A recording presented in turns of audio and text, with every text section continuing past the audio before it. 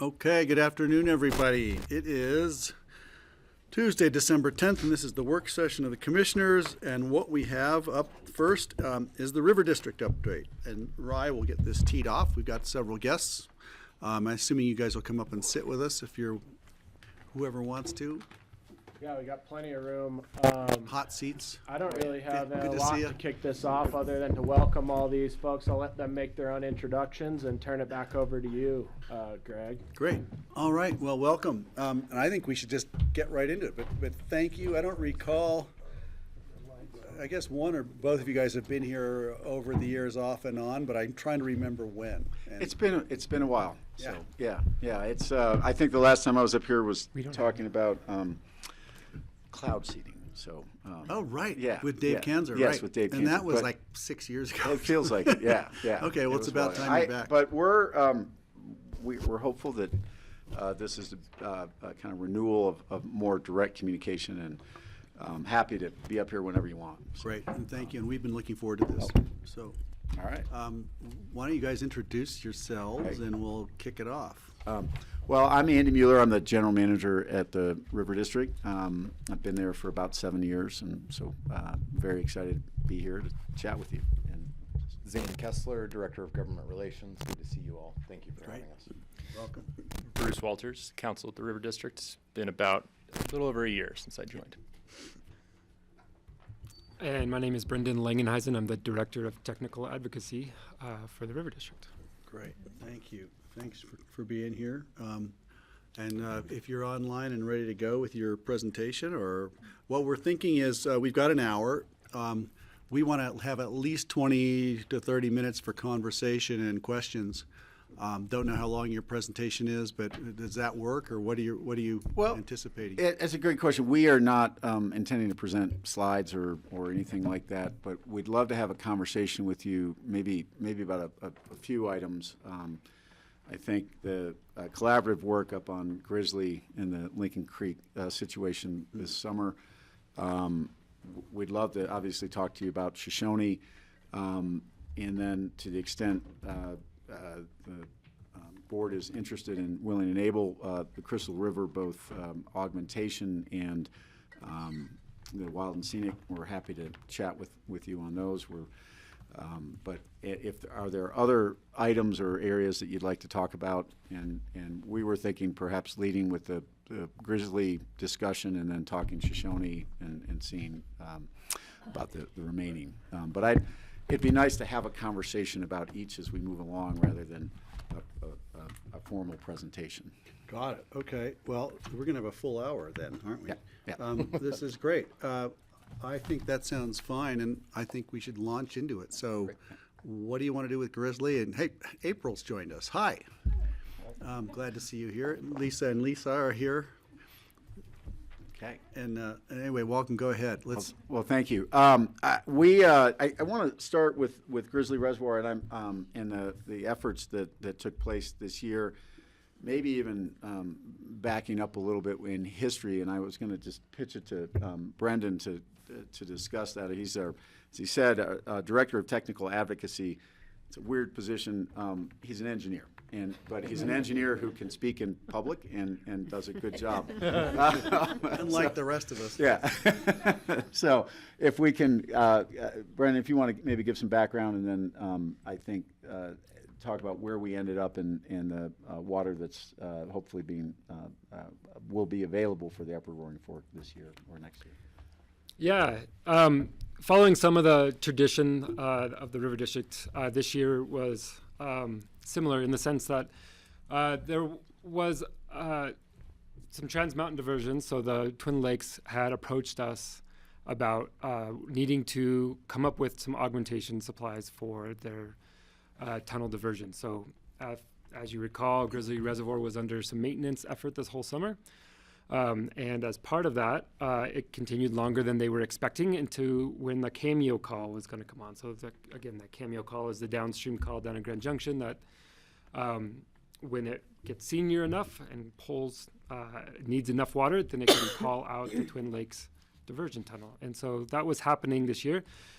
As they were operating this year, they were taking water from the just from Grizzly and Lincoln Creek. So they weren't taking from the New York system or the Upper Roaring Fork. That was all coming down the river, just the Lincoln and Grizzly Creek, and to help facilitate their maintenance. Well, when that call came on and they were out of priority to continue diverting those two drainages, there was a decision to be made. Do they let that water continue to coming down the Roaring Fork, or do they continue to divert that water? And when they approached us, we understood that there was some water quality concerns. We had seen the yellowish orangish water earlier this year. And so we reached out to Pickens County. We reached out to Laura in the county attorney's office to facilitate. What do you guys need? What do you want? Do you want more water coming down of this, the questionable water quality, or would you prefer that water to go through the tunnel and not influence the Roaring Fork? And that led to a long discussion with a lot of pulling in other stakeholders. But eventually, what we heard from Pickens County and from others in this basin was that, we would really like that water to continue to go through the tunnel in order to not influence the water quality, specifically of those two tributaries, but also that water would then run through the reservoir, which had collected heavier concentrations. So upon that, we worked with Twin Lakes to not only facilitate that exchange, but to do so in a way that we can bank all that water, which was totaled to about 500 acre feet, that we can then use for releases. So Twin Lakes has agreed that 500 acre feet that we exchanged for them, so we released it out of our reservoir, Wolford Mountain Reservoir, so that they could take it through the tunnel. But that 500 acre feet, they will make available for the Upper Roaring Fork, which is great. So we need to use that water over the next 3 years. With no more than 300 acre feet in one single year. But that water will be made available for the Upper Roaring Fork. And one that we really are excited to be able to work with Pickens County and other local constituents on how that water should be released and when. When will it have the most impact on the river? So we thought it was a great outcome to that situation. It was a good win-win for lots of folks, both for Twin Lakes, but more importantly for the Roaring Fork Basin, that we can mitigate some of the water quality concerns and still get that yields in future years back. And I would just add on the exchange, we were more than happy to do that. It involved not just Brendan, several of our other engineers and our attorneys involved. It is part of our enterprise, our water marketing pool up at Wolford Mountain Reservoir. We run a business arm of the River District, and we would normally charge for that water, but given the importance to the Upper Roaring Fork to one, avoid the contaminated water this year, and then two, have additional water that can be used to mitigate the impacts of the Trans Mountain diversions up there, we are not charging. We did not suggest that we charge Pickens County or anybody else.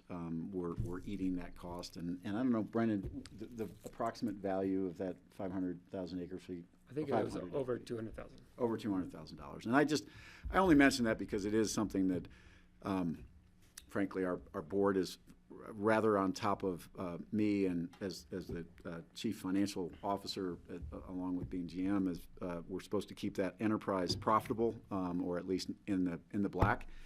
This is something that we felt was made a lot of sense to contribute to the community. So wanted you to understand from our perspective that it would not have, that whole effort would not have come together with without your staff, your legal team being involved, and the leadership there. We feel it was a good example of what we can do when we partner together as the River District and Pickens County. And there were a lot of others involved in that too, but it's I think important to us to participate in those partnerships. So, any questions on that exchange or effort? Steve? Well, yeah, we understand the exchange very well and appreciate that we had the clean water coming down the Roaring Fork. It makes me wonder what in a normal year, all that have polluted water coming out of the mining district there, does that mostly settle in Grizzly Reservoir to the bottom, or does most of that actually get sent over to Twin Lakes and down the Arkansas? You know, Commissioner Childs, that's a really good question. My understanding is that it does both, but in both instances, it is much more diluted than it is in a year like this. So it goes into Grizzly, and you know, once water is a little still, it does precipitate out down into the sludge, and that's part of what I think was happening. Is, you know, Lincoln Creek was coming in and then running through that base level of sediment in the reservoir and then out down the river and down through your county. And so I think it was just it's a concentration that you don't normally see, and that Grizzly actually, as much as it facilitates the taking of water out of the natural basin and therefore causes harm, there are some benefits to having that dilution and that sediment. Sediment effect. So, Question, just make sure my mic's on. So how involved were you with Twin Lakes when this whole thing was happening? 'Cause I didn't even naively wasn't paying that much attention until the water turned orange, and then it sounded as if like we hadn't even been informed about what was going to happen. So it was a bit of a shock for all of us over here. And I'm just wondering, were you in communication with Twin Lakes as they began that clean out project and were doing it? Because it seemed like it took us all by surprise. we were aware that they were going to go under construction on that dam. I mean, I think they were facing the upstream face of that dam. I don't think any of us had any understanding as to what that effect would be in terms of the water quality up here. And so I think we were reacting in real time, similar Chairman Postman to the county. So. I will also say, I think Rye's office was, the attorney's office, Pickens County Attorney's Office, was quick to get on the phone with River District, with Twin Lakes, and I think it was a success where we were all able to get together on the horn and start looking at potential solutions, and the exchange was what rose to the top. Got it. Yeah, I remember when they were scrambling when we heard about that.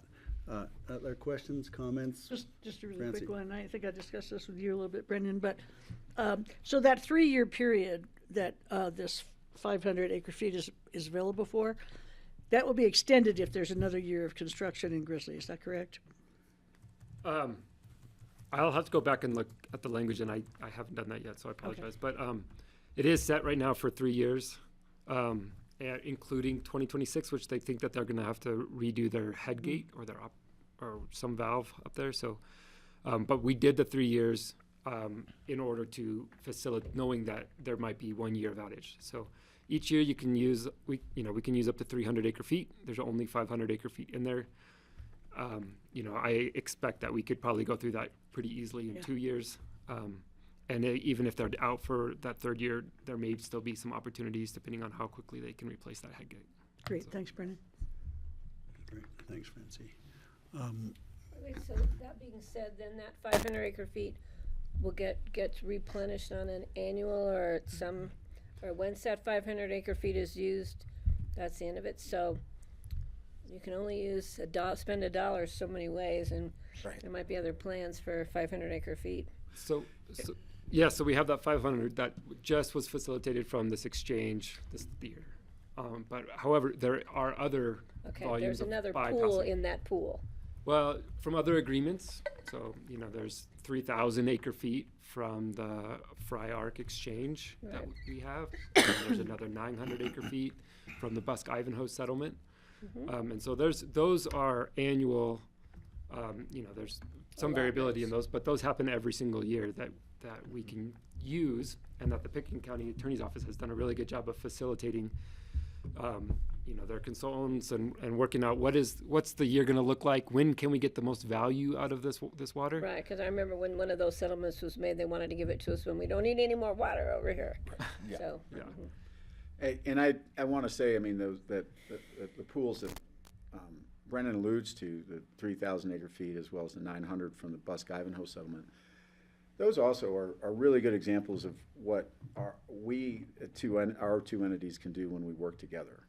We stood side by side in the Busk Ivanhoe litigation, with the Front Range operators of the TMD and with Aurora, and through all the way through the Supreme Court, we're able to extract, because of the legal victory, able to extract that water to help the Upper Roaring Fork.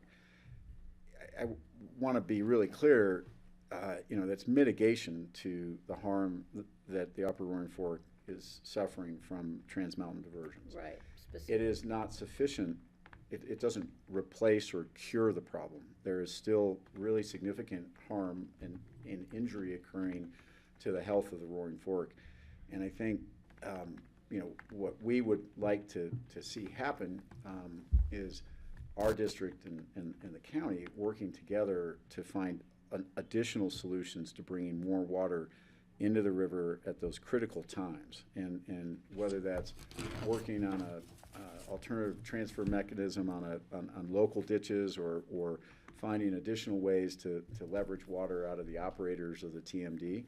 I think that our district and Pickens County can team up and bring our legal resources, our technical resources, and frankly our financial resources, and bring them in to bear on that solution. Because I do think we've got some contract engineers who have looked closely at the Roaring Fork. We would love to get together with Pickens County's team and really plan a strategy of here's the world of potential solutions.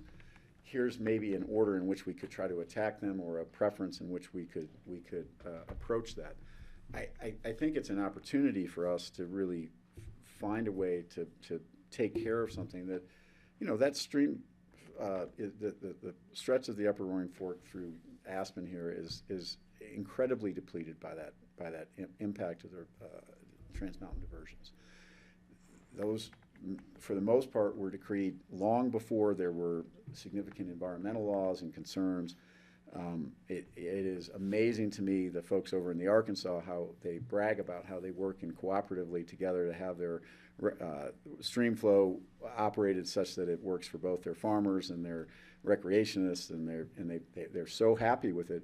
And what they often forget, and what we frequently remind them of, is that they are floating and farming on the fact that they have dewatered the Upper Roaring Fork, and so finding ways to either pull back more water from those diversions, or find alternate solutions over here to reoperate ditches or priorities, and I think it will require some pretty significant financial and resources, some political resources, legal resources to get those agreements in place. But I think there's ways that we can really help with what's really wrong with the Upper Roaring Fork today. And I want you to hear, all of you to hear, that that's our commitment if you want our partnership on that. And I think, I wanted to say, probably should have started out with this, is that we'll absolutely recognize and own the fact that our two organizations have not always gotten along, and that our district's water rights that we held for half a century in the Crystal harmed our relationship with Pickens County. We abandoned those back in 2012, but I think that remnant of mistrust and kind of antagonism is still underlying a lot of our relationships. I don't think that serves us well. I think we do way better when we're working together than we do when we're suspicious and fighting with each other. And I can tell you that we're going to get into the Shoshone issue, but the only way we get these things done is through collaborations on the West Slope. We are so outgunned when it comes to the resources that are on the other side of the divide, that if we're not functioning well together, we're not going to solve the problems. If we are, I think we have a proven track record, and if you even look at our own record of our two organizations, we have made progress on mitigation. We have not solved the problem, but we can do more if we work together. That's our perspective on that. Thanks for that. Remind me, the Crystal, was it the Placida Dam or there was another one I'm blanking at, you guys know it. Cedar and Osgood. Osgood, Yeah. right, right. Both of those. Those are the ones you've been in 2012. How come I thought I was here when all that was happening? You were reading the papers. Maybe I was Yeah, reading yeah, you were reading the yeah. papers. You're on the Healthy Rivers Board. On the Healthy Rivers Board, that was it. Thank you. I was actually on the River District Board as a Uray County representative at the time. That's so right. I I was remember that. around and was happy to see us abandon those rights. So, Got it. Great. Just to be Great. clear. Well, thank you for all this. Kelly? Yeah, no, what you've just said is really encouraging. I mean, one of the things I had hoped we would cover today, and I'd love to hear if there's more that you're able to flesh out relative to what the River District's sort of vision of your commitment to the Roaring Fork is, and what you see as a healthy river for the Upper Roaring Fork. I think would help us to sort of understand how clearly our alliance is on that. I mean, I'm very encouraged by just the last 5 minutes of what you just said, relative to using solutions to dewatering and depletion and things. But if there's even more you want to contribute to that, it would. Yeah, I think that, when you look at a river, it's an interesting, any river, right? People come at rivers and their perspectives with different values, right? And so, I'm for instance a boater, a kayak, previously a kayaker. I think I'm too sane to kayak anymore, but I, used to be a kayaker, boater. I'm a fly fisherman. I also run an organization that owns dams, so there's a bit of a incongruity in that in many people's minds. Rivers, to me, healthy flowing rivers that provide a healthy riparian habitat that support all of our human uses, but our human uses don't deplete the river beyond its sustainable level, right? And I think this community has done a lot of work in defining what it envisions as a healthy flow in that river. I think that flow varies over the year, over the hydrograph. I think that we probably, one of the things we ought to do in a process where we're coming together on this is make sure we have a common understanding of what our goal is in terms of what that healthy river looks like. And if we can define that in terms of flow, vegetation, recreational opportunities, all those metrics that I think we can identify about rivers as a community and the values we have. If we can reach that common consensus between our joint constituents in Pickens County, but our two government agencies, and then we can design the plan to meet that goal, right? And so you have to have a defined target, in my mind, before you can then implement the goal. We all know that it needs more water during certain times of the year, during a significant time. So, but what does that look like? What is the goal, and how do and then we can design how we get there.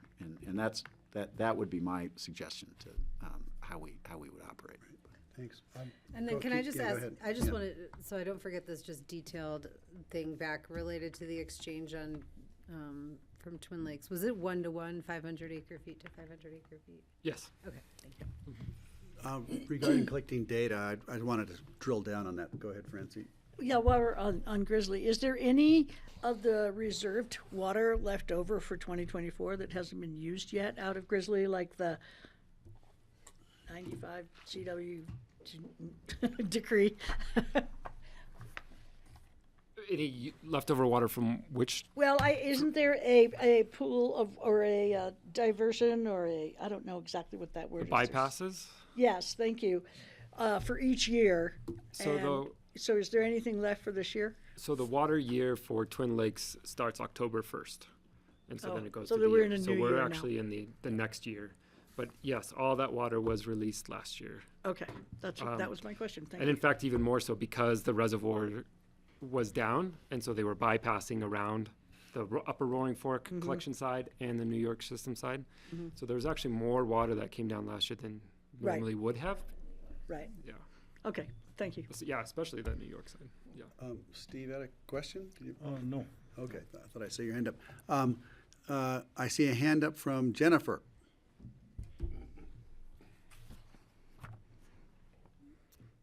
And you all know Can you who hear us? Jennifer is? Yeah. Welcome. not You're hearing. muted, I think. Something's not right yet. Hold on.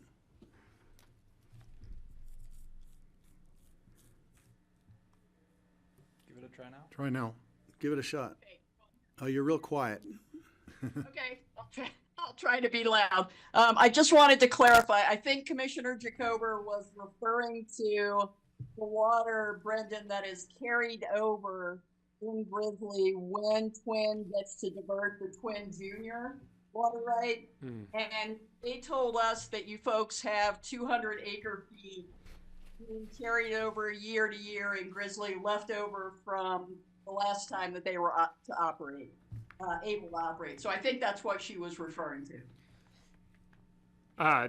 That could be. I'm not sure if we have that account that still has water in it. So, but we can look into that.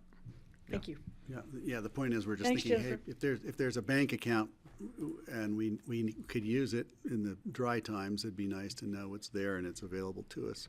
The question that I wanted to follow up on what you were saying earlier, it sounds like we have engineers that we've hired. You've got engineers. We're trying to figure out whose data or whose analysis of the data is. Wait, are we still on Grizzly or are we Yeah, changed topic? we're still in Grizzly. Yeah. Oh, okay. Well, okay. We can. It all impacts the Upper Roaring Fork, or Right. the, Regarding it's the it, Roaring focus Fork, is because on that's what it. you're focused on. Yeah. And so I just wanted to highlight that Yeah. because I know that'll be one of the questions. It's like, but I agree with Kelly. What we're hearing is wonderful, and I'm really grateful that you're coming in and sharing this with us because it's inspiring and you're right. So if you want to just continue, I'll reserve that for a bit later. But I do want to get into that because that seems like that's one of the questions. And along, just to finish the kind of the change in perspective at the River District, if you look at, just water development, the history of water in the West, we went through, and I think some people would say the rivers suffered through an incredible period of dam building, and the River District was 100% bought into that during from the 50s through the I would say that it started to change probably in the early 90s. We did not abandon a legacy of that in the Crystal until 2012, but I think the focus had begun to change. Just say that our district recognizes that we represent all of our constituents and their values, and we're very aware of the fact that our constituents' values have over time evolved just as the societies have, and the reality is that we spend a lot of time and a lot of effort and a lot of our resources partnering with both headwaters counties and environmental NGOs and farmers and ranchers to try to keep streams throughout our district healthy. And unfortunately, the Roaring Fork is not the only stream that is depleted by the TMDs. And so our efforts, certainly in the last 7 years, have been to draw in likely partners and leverage them and really seek out goals that are consistent with the values of our constituents. And if you look at our 7A, which led to what we call our community funding partnership. It's our grant program, but it's more than a grant program because through that program we provide technical grant assistance and financial resources to attract additional funding. We provide political and governmental relations assistance to our smaller partners who need our help. We will provide legal assistance. We will provide kind of policy oversight and partnership. And by doing that, we have I think it's amazing. We passed 7A in 2020. The Pitkin County voters endorsed that. 82% said yes to that measure. And since that time, we have spent and committed over $20 million in our funds. But probably most impressively, we've leveraged that and brought in, through our investment, $90 million from outside. We funded over 110 projects throughout our district. We've leveraged tremendous resources most of those are projects that are designed to help our communities adjust to climate change, mitigate the impacts of climate change, to reduce and conserve our own water use so that streams can function and farms and ranches and cities can thrive. That's the work we're focused on and trying to do, and we would love to partner more with Pickens County on exactly those efforts. We've done some of that, like the East Mesa Ditch and some other examples, but there are plenty out there that we can pursue. I think that the diversion structure down in Carbondale, I know Healthy Rivers was involved, we were involved. I think there are some really good examples that and there are lots more to be had. So I just want you to understand this is, it is, the River District has changed in the last 10 years and hopefully, will allow Pickens County to see us as a partner on these things. Right, yeah, and it's good to be reminded of those partnerships. Yeah. Because, if everything's going well, you don't think about it. Right. Exactly.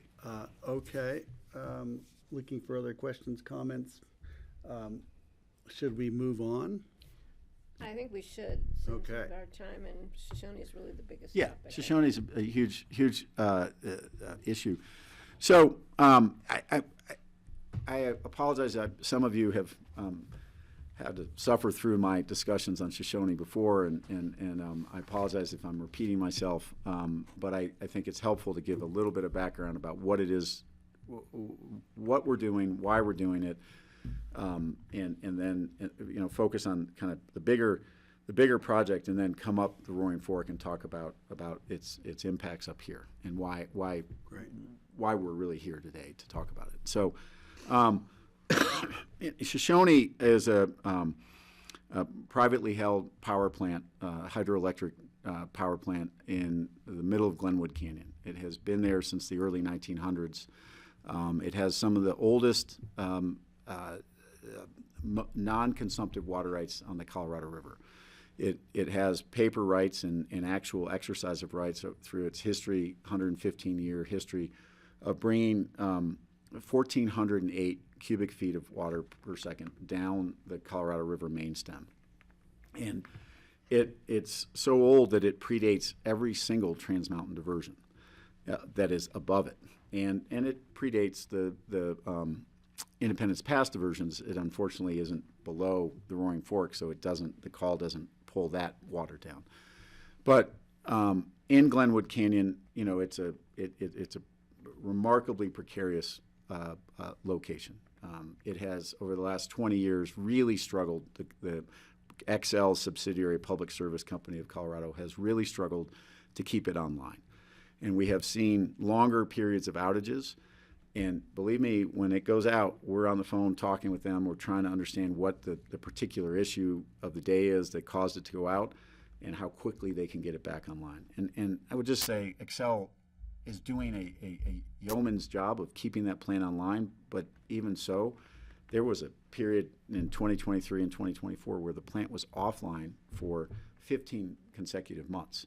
And it had a lot to do with rockfall, but it had to do with their equipment that is so antiquated they have to ship it out of state or bring in mechanics from Europe to work on, and it's just a really archaic plant.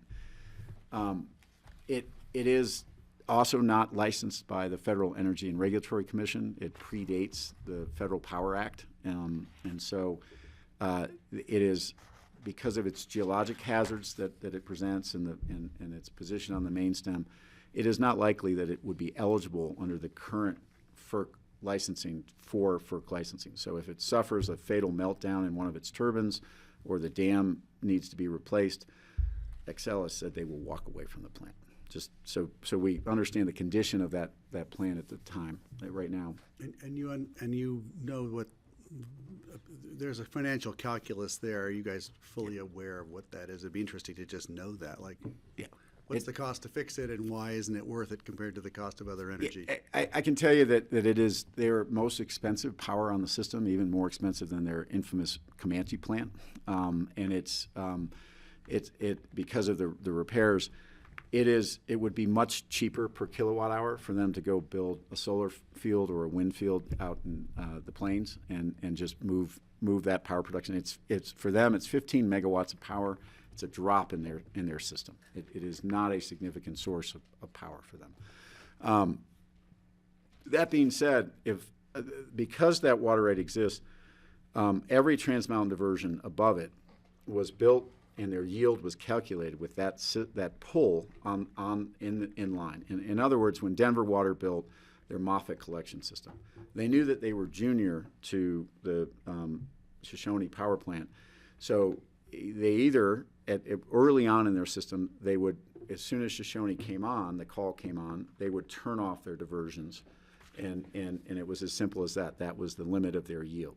Over time, they built, and other transbasin diverters built, reservoirs on the west slope that capture water during the height of the hydrograph when their call is not on the river, and then later in the year when the Shoshone call comes on, they release water out of those west slope reservoirs so they can continue to take water to their front range entities. And if you look at the water that is there, that is in the main stem of the Colorado, it provides water to Colorado Springs, Aurora, the city of Denver, the entire northeastern quadrant of the state through the Colorado Big Thompson Project, which is the one that has a tunnel under Rocky Mountain National Park. So it is the lion's share of diversions out of the Colorado River system that go over to the Front Range. Every one of those systems, we've seen some of their modeling because we have litigated with each of them over their expansions or their attempts to get additional water rights. Every one of their systems was truly designed to accommodate Shoshone. But back in the early 2000s, the city of Denver said, we could really use some better yield in our system. And through the power that they have in their franchise agreement with Xcel, they're Xcel's single biggest franchisee in their 8-state system, they extracted a right of first purchase to buy the plant. And they weren't going to buy the plant to make power.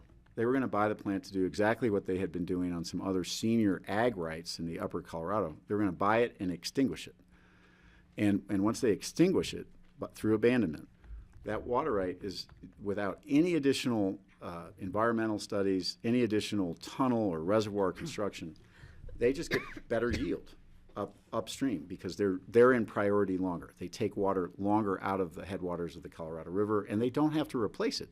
So they would no longer have to run their replacement reservoirs, right? And they saw that. We had an opportunity related to the Blue River system where Denver's Dillon diversions are to file suit and oppose them in a water court case. And through that case, we arrived at something called the Colorado River Cooperative Agreement, where Denver Water agreed to a number of things, but some of the key provisions is that they agreed to waive selectively their right of first purchase if the River District or another West Slope government entity purchased the water rights. They would actually let us step into their place and not challenge us in that ability. They also agreed, and sometimes they have trouble remembering what's in black and white, but they also agreed that they would support our acquisition of the Shoshone water rights and the permanency that we're trying to achieve right now. The point on those water rights is that they support a very significant portion of the $4 billion a year recreation economy in the headwaters of the Colorado River. They support the clean drinking water for 5 or 6 cities that take water out of the Colorado River directly for their drinking water, that dilution effect of having that water there. It also reduces the cost of treatment by having headwaters water down there, as the wastewater treatment is not as stringent. It saves many of those small towns millions and millions of dollars in water treatment costs. It provides clean water to agricultural users literally from the Glenwood Canyon all the way down to the state line. Our peach and other stone fruit crops, our grape crops down in the Grand Valley benefit from that clean water. Their yields are much diminished during years when Shoshone's off because of the water quality issues. it has a tremendous benefit, but it also, because of its historic nature, has been built into several very complex legal settlements and legal decrees on the river. And the operation of, and this gets, sorry if I'm getting too far in the weeds, but the operation of some storage reservoirs, the Green Mountain Reservoir, which is on the Blue River, and it has a significant portion of water. It was built to compensate the West Slope for the water that goes out through the Colorado Big Thompson project. And it is designed to make sure that the West Slope continues to have water resources, and it also serves as a replacement reservoir for the northern to take water and take it at their head gate and release it down into the river to keep the river whole. That's Blue Mesa in. Not Blue Mesa, but Green Mountain. Green Mountain. Green Thank Mountain, you. yes. Yeah, Green Mountain, yeah. And so, One quick question about that. yeah. So how can they augment water that's going across with water that's already on the western slope anyway? Yeah, it's a really good question, Francie. It's a timing question. So they can take it when there's no call that's senior to their operation. So at the peak of the hydrograph, when the river is super full, they can divert water and store it, and they're within their priority to do so, and they're allowed to do so. And then they release it when the call comes on Shoshone and shuts off their tunnel. They can release this replacement water out of the West Slope River. Thank you. So that's how that works, and it's an augmentation source.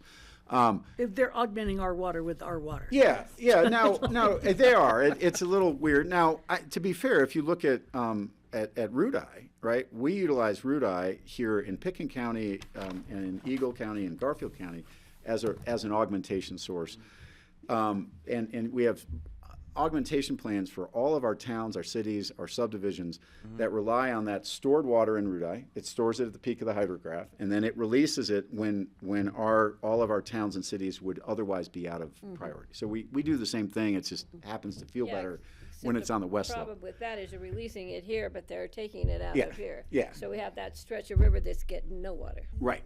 That's exactly, and that's that's a problem, and that I Drought problem. absolutely agree. And so the other thing though it's again a little in the weeds, but the Green Mountain Reservoir has something called a historic user pool, and that historic user pool says anybody who developed their municipal or agricultural water right prior to 1977, they would otherwise be subject to being turned off by the cameo call, gets protection free of charge from the historic user pool in Green Mountain Reservoir.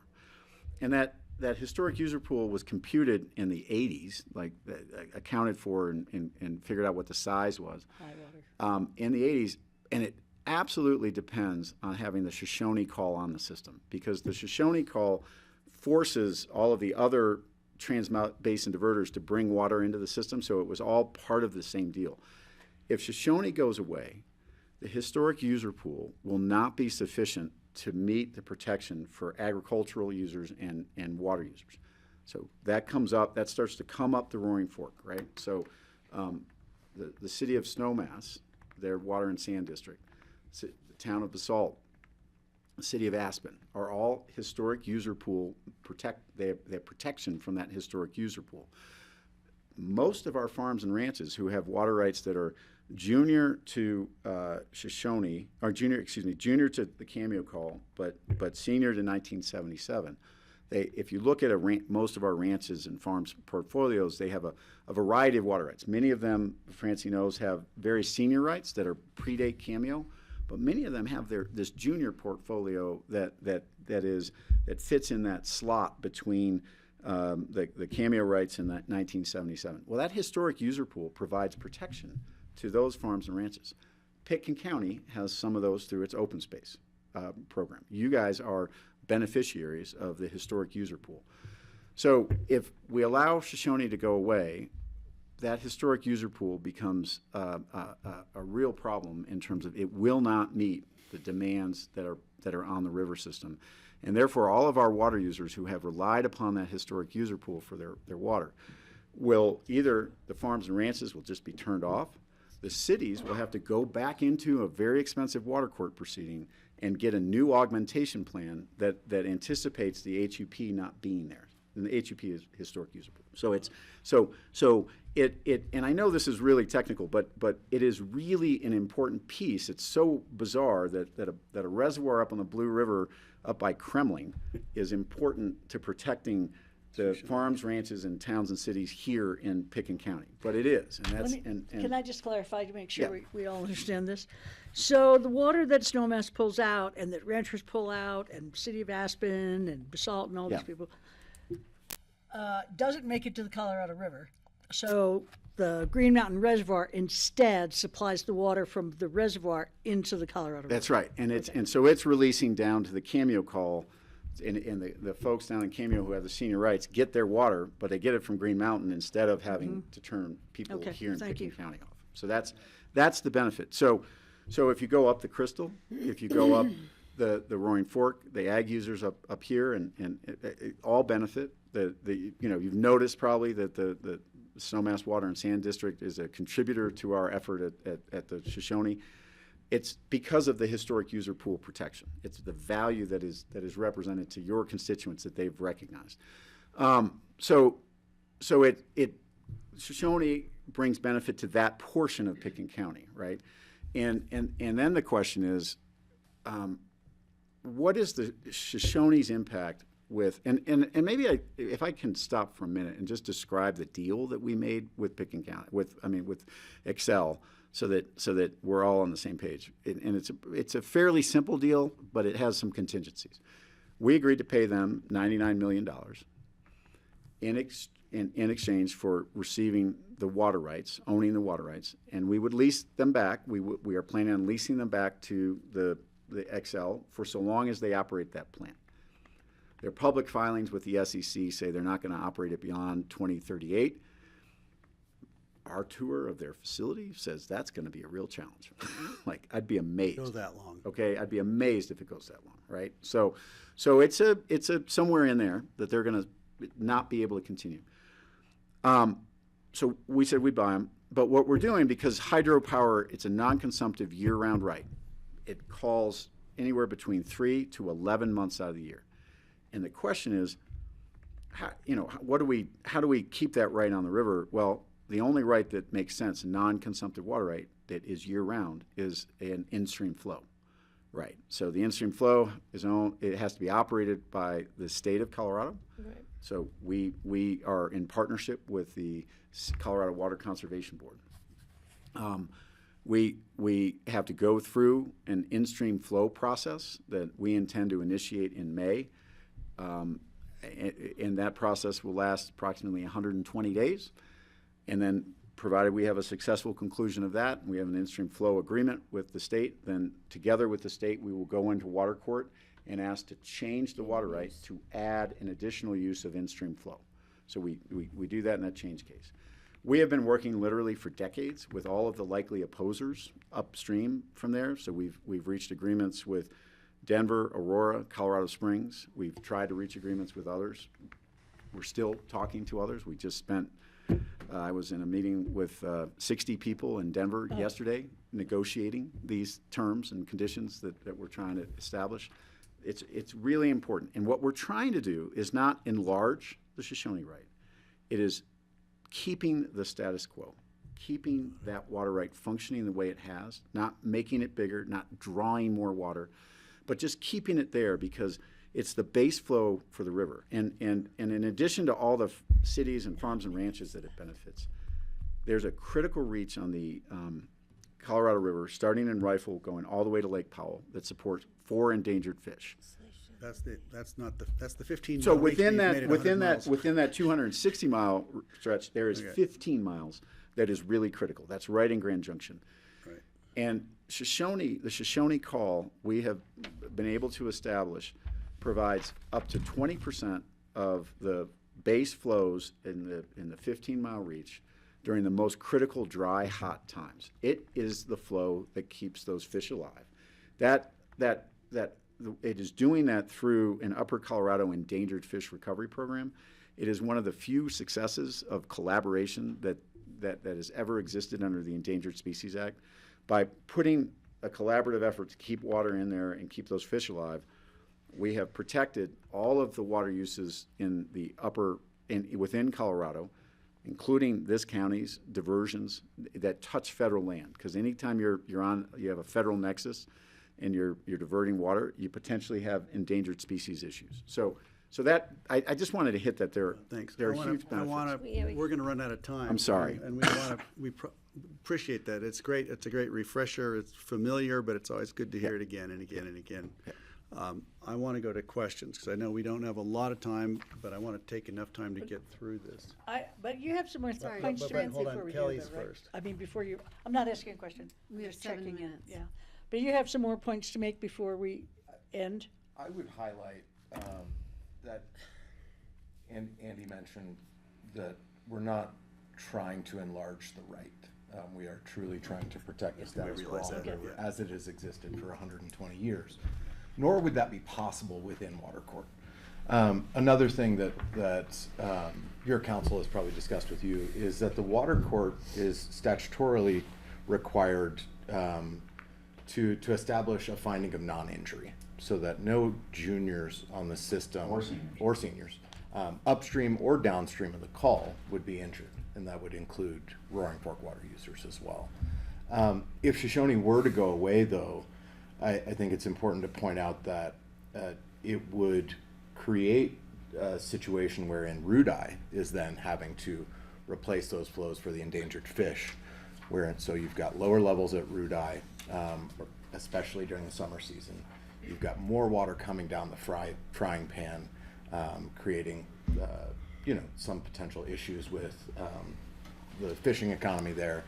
And then, as Andy pointed to as well, many of the communities and municipal water providers in the Roaring Fork Valley would have to go through the costly and complex process of amending their augmentation plans. And so, somewhat surprisingly, the benefit of Shoshone going away and Cameo becoming the controlling right on the river would not impact the upper fork, Roaring Fork, greatly, largely because Twin Lakes is a relatively senior Trans Mountain diversion. And so it's important to remember that. If Shoshone were to go away, it would be at the detriment to our state's namesake river. Without a single court filing, without a single new piece of infrastructure, it would free up thousands of, tens of thousands of acre feet to go east of the Continental Divide. So I'd like to ask a question relative to that.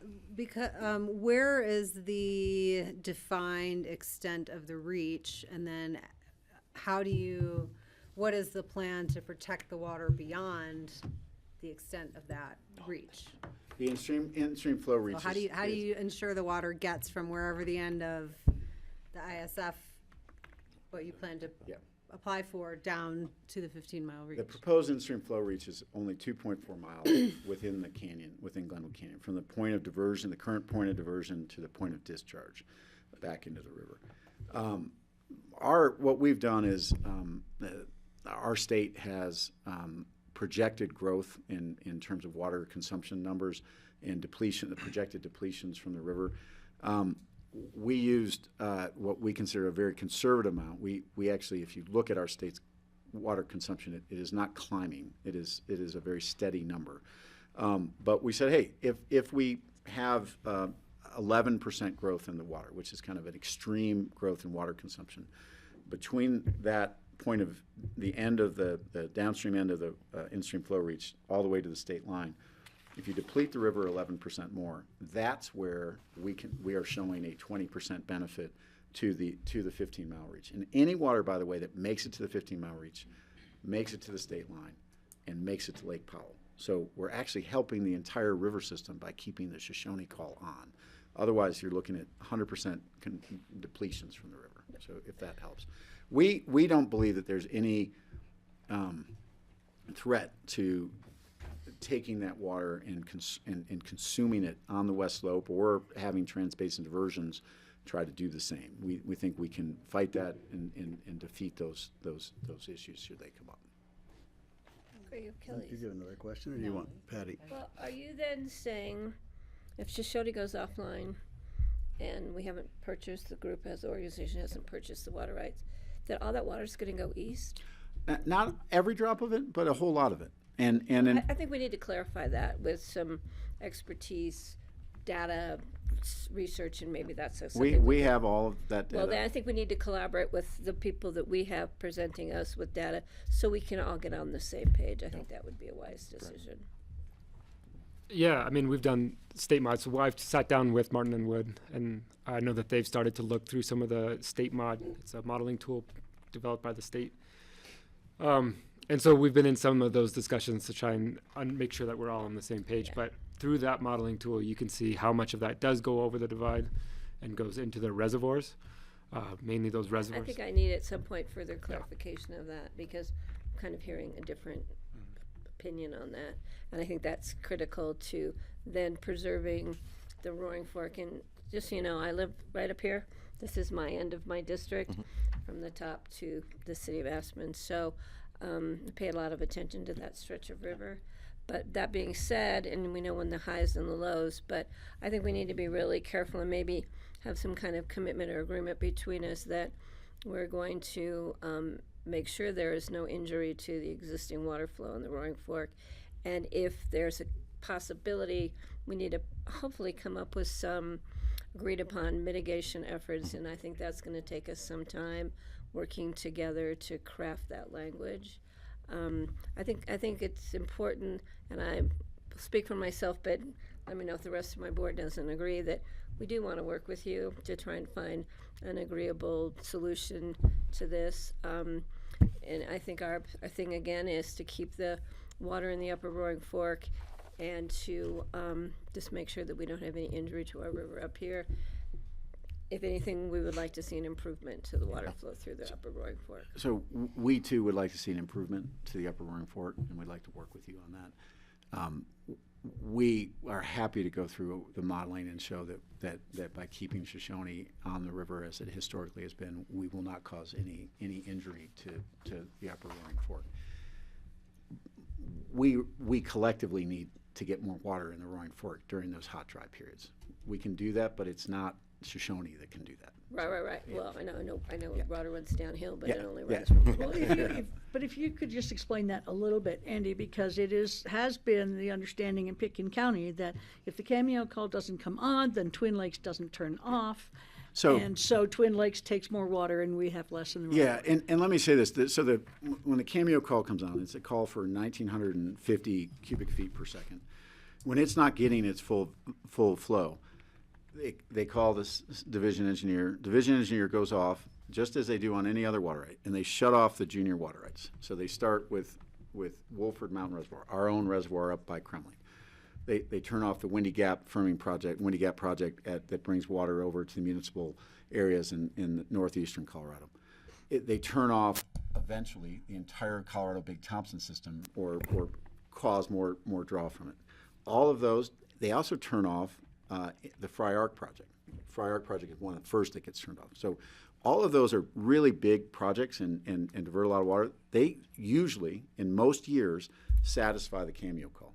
So the cameo call comes on a lot more than it ever impacts Twin Lakes. Twin Lakes is one of the most senior trans-mountain diversions. The 1935 right, cameo call is most often satisfied by all those juniors. There are just the really driest times of the years when it's the most critical to have water in the upper Roaring Fork that Twin Lakes gets turned off. But even at that time of the year, when it does get turned off, it's not bringing 800 CFS through the tunnel because it's not there, right? They might be bringing 20, 10, 5 CFS. They're picking up whatever they can to get it over there. But it's not a huge amount of water. And so the question for us is, how do we find that water in other locations and get it in the river? I think that's something that we need to work on so we can garner uniform support. Thank you for that clarification. Okay, thank you. I want to open it up to a few last questions. Clearly, we just scratched the surface here, and I really look forward to having a longer conversation. But before we stop this, I want to know if there's something else you want to articulate. Kelly, you had a list of questions. I'm looking at my board. Yeah, I mean, I guess I would just, instead of sending us sort of down new paths, just maybe clarify some of the things that we've already talked about. And I don't think we did a good job of leading with you in this meeting of saying that, you know, we also have a goal of wanting to keep the water on the West Slope and in supporting what you're trying to do. And so I don't think we've said that as a board, but that is kind of how we're approaching this. You know, and for us to get there, it's going to be progress on the issues of the Upper Roaring Fork, and I think we're making progress in this conversation today. So I just want that to be said.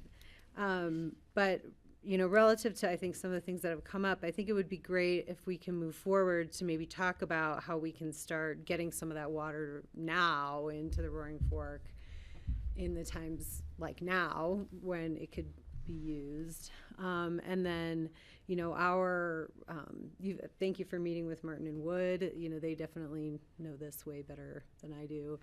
I think helping them suss out the modeling and getting their questions answered relative to the modeling would be great. I think I hope one of our goals is that as we sort of try to wrap our hands around what the health of the river is and what that shared goal is, you know, some of that is going to be in the details of like how we get our engineers to agree on what that is, right? As opposed to sort of arguing over, well, our information says this and our information says that. Like, I think I'd love for us all to have like a joint commitment where we're like, we're gonna get to something that we can all agree on together to define that, working with our technical experts to advise us. So those are just sort of two things before we close up that I think relative to how we, you know, can get to support would be tactical efforts. I see Steve and then Francie. So I think it's to the benefit of everybody in western Colorado and probably the benefit of everybody in eastern Colorado who's using diverted water to keep the Shoshone water going down the Colorado River, because it helps protect Colorado in, you know, for our compact obligations downstream. So it baffles me a little bit that Northern Water District would be so opposed to this, because the water going into Lake Powell helps protect them as much as it protects us. Right. And maybe they don't understand the importance of having this 1,400 CFS of water going downstream, and a lot of it ending up in Lake Powell and satisfying our compact obligations. So I suppose you've talked to them till you're blue in the face, and I have a good phone number if you want to give maybe them a they call. don't get it. Maybe they don't understand it. I think But that's to me, fair. protecting keeping the water on the west slope protects all of us. The water going into Lake Powell that's like our bank account of water that is so important. So however we can achieve this goal of preserving that Shoshone flow of water, and if there's a way, I think there are ways that we can protect the water in the upper Roaring Fork and maybe even enhance it a little bit. Yeah. I think of your pool of water in Grizzly Reservoir, and I keep thinking that there's more we could do with Grizzly Reservoir somehow. Maybe it could be enlarged somehow and store more water there that could be released late in the summer down the Roaring Fork or something. There's solutions out there, and we don't have time to explore all of them today, but I look forward to reading about these in the newspaper when these guys are continuing these discussions. So it'll still be here when you get reelected the next time. Francie. Thank you. So I think what I'm hearing is that we would love to have a little bit more specification come back to us, specificity. We'd like to know why you think so much water would go over to the eastern slope rather than downstream if Shoshone is Right. abandoned. Right. The specific numbers for diminishment of the Roaring Fork. I mean, obviously, this is a point of friction. So I think some estimation so that we can talk about it. and I know the engineers are working on it, but for the board, I think that would be really helpful if we had some idea about what are we talking about, you know. We've heard a wide variety of numbers. The days that Cameo Call is likely to affect the Roaring Fork historically, Right. and in the future would be another. And then I think some prediction of what the water court is actually, given that if they give you a positive response, the amount of CFS they're actually going to award you based on historical usage. So I think those sort of 4 areas are things that would really help us understand the situation to a point where we could say, yes, absolutely want to add us to your list. And I appreciate that, Commissioner Jacober. We do have a really significant body of engineering studies and data on all of those points. We're happy to work with your legal counsel and your technical folks to continue those discussions. I think that our goal is to reach agreement on both numbers, impacts, and all of the solutions around that. So we're happy to do that, and you have our commitment to continue to work with you. And we don't have to see huge tables and try to understand huge tables of data. No, I hate to tell you. Succinct, Yeah, you know. I work in this 24 hours a day, and I don't understand all of the engineering. Yeah. I'll be very clear about it. Like I Yeah. rely on our technical team, and we've hired some amazing consultants to work on this. So some kind of white paper or something that sort of gives us an idea. We do have some meetings set up, some consistent with both on the technical side, but also with the attorneys involved as well. And so we're really excited about that. That's a Great. huge step forward in making that progress and coming together on the same thing. So we really appreciate you guys encouraging and facilitating those discussions to keep moving forward. So thank you. Thank you. I'm gratified to hear that you're committed to working with our people. We're certainly committed to working with you to try to make this work for all of us. What you've said today it's actually really helpful. It's either whether a reminder or new revelations about just how important Shoshone is to the entire plumbing network of water in Colorado, whether it flows east or west. It seems it's clear that it's critically important, and we understand that. And everything you've said about helping us keep the Roaring Fork healthy or make it healthier is really appreciated. And we understand that's your water too, and it ends up in the Colorado River eventually, and it's part of the whole system. Although, you know, sometimes I wish we were just upstream of Shoshone. That might have been might be a helpful. lot easier, right? Yeah. We have a lot more questions, I'm sure. It'd be nice to spend more time with you. We have a commitment of working together, and that's good. Let's go from there. And I guess we're going to wait to hear anything else from you, and if there's anything else you want to share with us down the road. This is about all we can do today. Yeah, we really appreciate the time you've given us and the attention to this issue, and we'll work with your team and hopefully be able to bring back the white paper, hopefully in a clear manner where we've arrived and how we can work together on that. Got it. And what would be great, and it may be too soon to even ask for it, but we need to know what's. Can you outline whether it's a commitment or whether it's a prediction or whether it's an estimate? You know, it's like, what are we gonna? You know, what do you guys think we can do? It'll help assure our constituents that this is going to work great for everyone. Great, we can work. And I'm looking forward to seeing this come out and help protect the water in the entire western slope. Yep. Great. And hopefully our next meeting will include something about our other river. Yes. Oh, that other one, right? Yeah, other we one. have questions about that. We have as 3, well. actually. Hunter We're- Creek you're talking about? Woody Creek? Hunter Creek? Thank you. All right, Thank thank you you. so much. Thank We you so really much, appreciate it. guys. And I'm sorry we ran the clock out, but I think that's my fault. Yeah. So I talk too much. So. No, it was a great lesson. We appreciate it. Thank well, you. we were all just trying to hang on to it The all. historical it's use of information pool dense. information was really cool.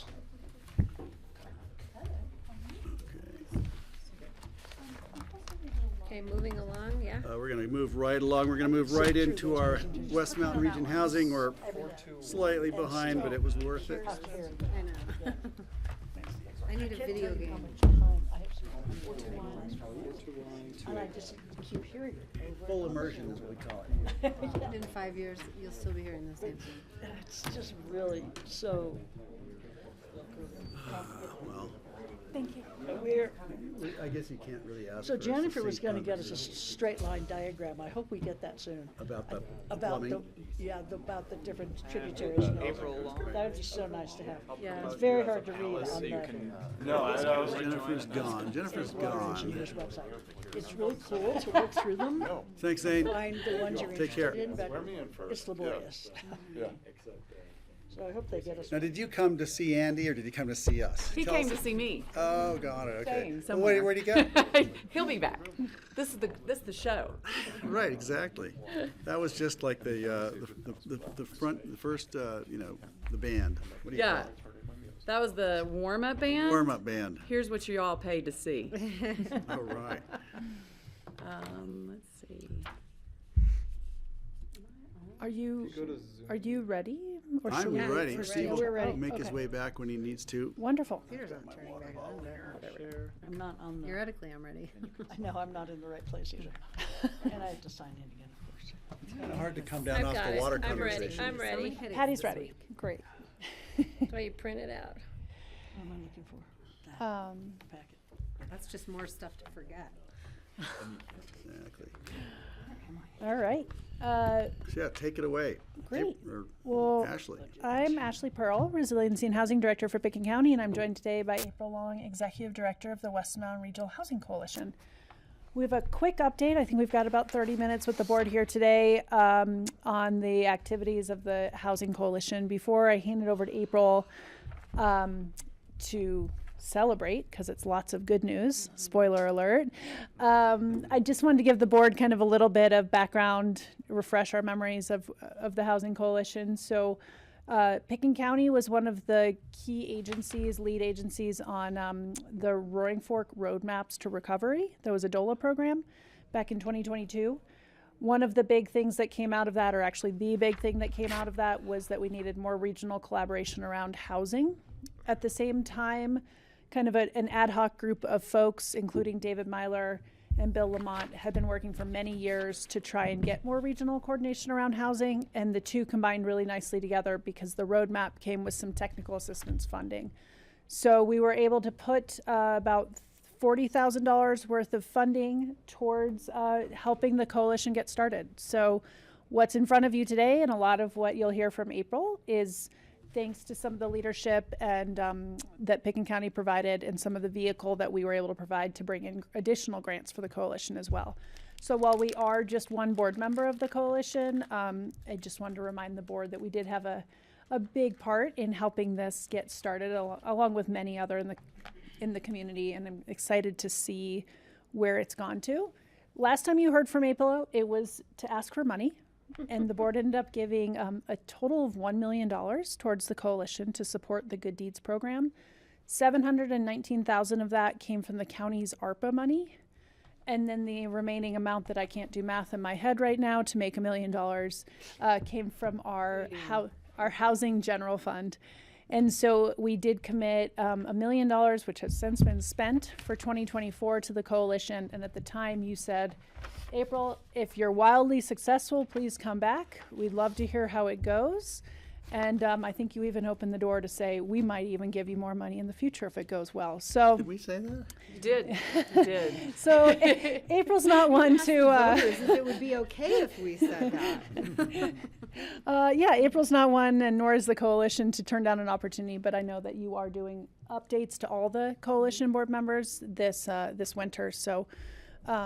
Yeah, I think that's a little bit of background. I serve on the board representing Picken County, along with all the other jurisdictions in the Valley, and I'm proud to do so on behalf of Picken County, because I think what we're doing at the coalition is truly a regional approach to housing, breaking down jurisdictional boundaries, which can truly serve to build a more resilient workforce, which I think is something the board and the county is behind.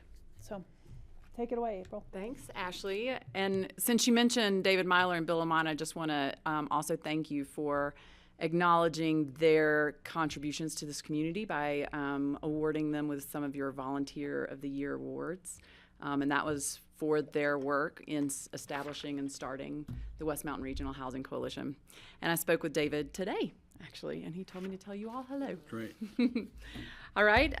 So thanks, Ashley, for the introduction. I'll remind you of some of what we're working on, and then we'll get into the really good news. But we were just established in 2022. We have 10 board members, one from each of the 9 representing jurisdictions, and then one at-large board member, which is Heather Henry, who was a founding member of the organization, and one staff. And we were established in order to increase the availability and attainability of affordable housing in our region serving Aspen all the way to Parachute, so Pitkin, all of Garfield County, and the portion of Eagle County that sits in the Roaring Fork watershed. And we believe that the best way that we can do that is by leveraging the skills and resources of our communities. So that's what we have been working on. We have a couple of programmatic strategies in establishing the Good Deeds program, but also in the way that we function as an organization and in our plans to establish additional programs. Oh man, I fixed this slide, it was better. Oh well. And it changed its mind. It changed its mind, it went backwards. Actually, I'm gonna step out of this presentation and I'm gonna pull up a new one. Can I do that through a screen share? I think I can. Testing the waters here. Going all the way through it.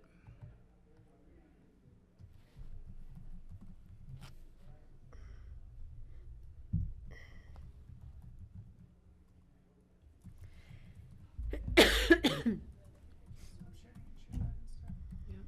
you. I kind of like that one. It's very similar, but it's just a little bit better.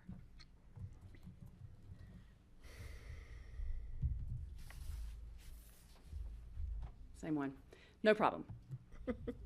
All right.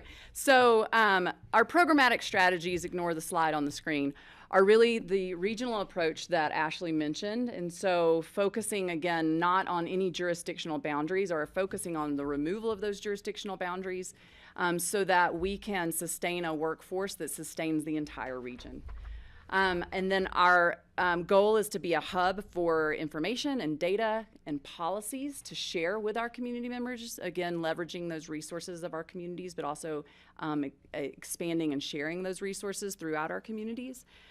We hope to help homeowners, renters, and those home buyers. So we're exploring programs that help people in different places of home ownership.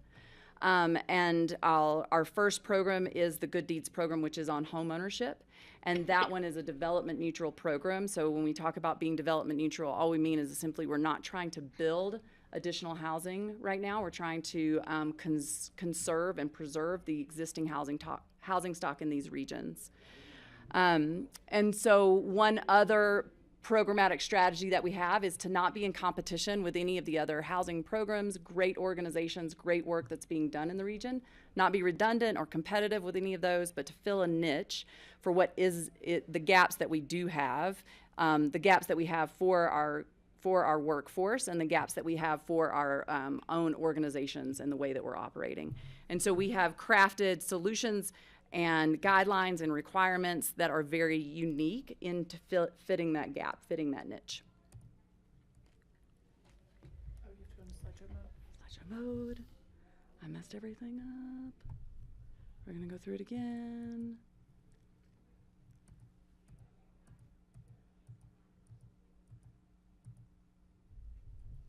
Here we go.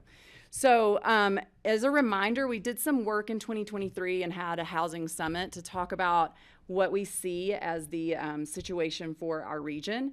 Again, reminder, the median income for a family of 3 between Pitkin and Garfield County varies from about $90,000 to $110,000 a year. Making the, using that as the foundation for 30% of your income is what you should be expending on housing. The maximum sale price that families can afford if they make 100% of the median income is about $300,000. If they make 200% of the median income, they can afford about a $650,000 home. If they make 300% of the annual median income, they can afford about $1 million home. That's when home ownership becomes affordable in our region or attainable in our region, because the median sale price in Garfield County in 2023 was $885,000.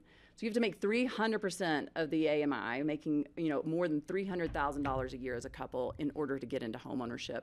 That's a significantly off balance housing market. And so West Mountain Regional Housing Coalition is looking at a way to better balance that housing market. The median sale price in Pickens County in 2023 is $7.8 million. What did you say? What is it? It was $7.8 million. Okay, so that's because of one sale, though, right? Well, didn't one sale just totally just twerk the whole thing? Like there were probably only 1 or 2 sales for more than $30 million. That's like just or 10. It was the few under $1 million that really skewed it. That really skewed it. Yeah, the few under $1 million. The deed not the restricted average. ones Otherwise, were it really would be bringing it 25. down. it's not the average. Good point, Greg. Right. that's the median. Yeah. Okay, I'm a little concerned about time. And I'm not. we're pretty familiar with this, so if you're good. Yeah, we're good. I think this So- program Mean, is median, awesome. and mode. Thank you. Yes. So we did the Good Deeds program, and we are working to convert free market homes, conserve and preserve free market homes, and put them into an affordable home through the purchase of a permanent deed restriction at closing. And so we provide 30% of the purchase price. The home buyer, which is a work qualified in our program and a working local, they show up with only 70% of that price. The requirements for that are it's a pretty low bar.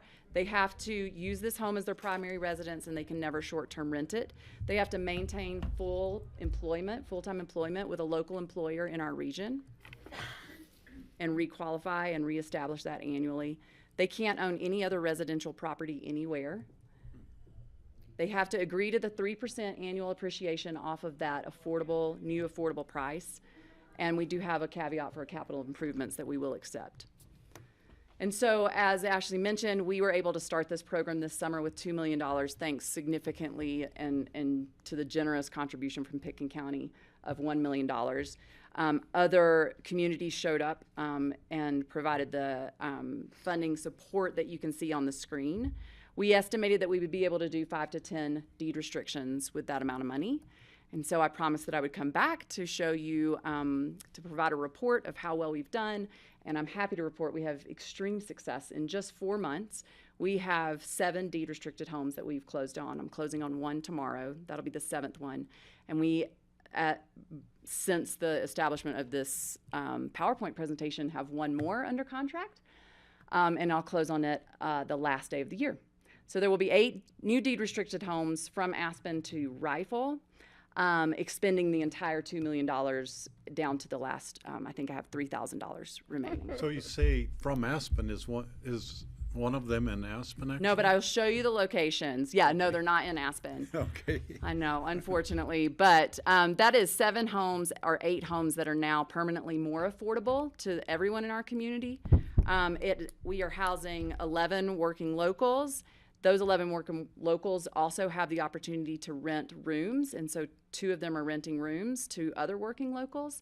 And one of our buyers freed up their own affordable housing unit to move into this free market unit, and so that frees it up for another working local to occupy in affordable housing.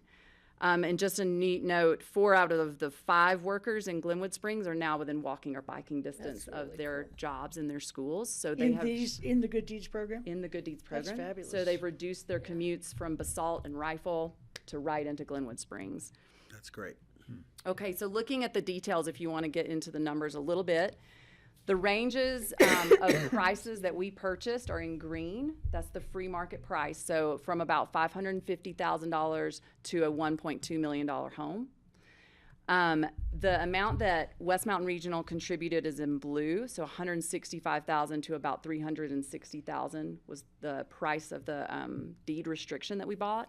The most interesting number is that piece that's in orange. This is what our working locals bought their homes for, so $380,000 to about $840,000. But the really interesting piece of that is that now when they resell it, that's the price they can resell it for. So that's the new affordable price in our region. And where did you find a $500,000 house? That's in Glenwood Springs. That $550,000 one is a condo in Glenwood Springs. Repeat Oh, what it's a you condo. just said. Is the orange one 837 is the price they can sell it for If they sold it tomorrow. if they sold it tomorrow? Got it. Okay, that's what I was thinking. Okay. Yeah. So these are the new affordable prices. Got it. So they don't have to and does the new buyer have to do a deed restriction as well? They have to sign that they're buying a home that has a deed restriction on it. It's in Right, they're in perpetuity. It's in perpetuity. yeah. So they don't So- get the option to negotiate it. So they're buying into a home that'll have 3% appreciation cap and all the other restrictions on it for that price. Okay, so our contributions just reduced they're like grants. They don't have strings attached other than the deed restriction, and they reduce the value of the house, the Price of the the home. price. That's Okay. right. So the average purchase price was about $875,000. The average deed purchase price was about $260,000. If we want to talk about it in terms of total volume, that's $6 million worth of home value in this region that we were able to secure for $2 million, less than $2 million. It's 22 bedrooms. Looking at it on a per bedroom price, that's $83,000 a bedroom. When you compare that to what it That's our costs, investment. That's our investment. Yeah. Yeah, and so when you think about what that costs to build an affordable housing unit in Pickens County at $1 million for a 2-bedroom unit, right? That's the cost right now. And we were able to do this in 4 months. So Commissioner Childs, this gets to your question. The red indicates where the homes are, the red houses. The smiley faces are the happy working locals and where they generally show up for work. Their incomes, we weren't sure going into this. You know, we didn't limit any income, so we have no income restrictions on the program. But I thought you all would be interested to know that their incomes ranged from 80 to 220% of the area median incomes. All of the homes purchased are in Garfield County. And then I listed some of the professions and employers, because there was a lot of interest when we were establishing this program on, is it really going to benefit our jurisdiction, Pickens County? Are these people really going to work and serve here? And so I thought you would be excited to see that, you know, of course, we believe that everybody working in the region sustains everybody else in this region. But directly, 5 of the 11 working locals are employed within Pickens County. So I Great love info. that list. Yeah. I noticed that there's 11 smiley faces for 7 houses. So does that mean the husband and wife or partners are Or they have the both, roommate. Part- they're doing 2 full-time jobs on different locations? Yeah, that's exactly right. So Greg, Please. so since maybe we could show this to the Garfield County Commissioners and see if we can get them on board. We do have plans to speak with Garfield County in January. Oh, good. I can, And you'll have a new commissioner then. That's right. Is there more of this, or is that how, I want to make sure we This is keep going. really I had some great. Yep. questions, but I want to get through this. Okay, just about 3 more slides. I want to mention the other benefits of the good deeds that we did not anticipate directly is that I have 7 first-time home buyers actually. 8 buyers are moving out of rentals. Again, one of our big strategies was to move the cog on the wheel. So to get high-income earners who are paying high rents out of rentals so that the rental market can stabilize itself, balance itself. One of the interesting parts is that lenders are seeing our 30% contribution at closing as a down payment by the buyer, even though it's not a contribution to the buyer. And so those buyers are getting really great rates, great interest rates. That's awesome. Some of our buyers are beating out cash offers because they want it to go, their sellers want it to go to local workers instead of investors.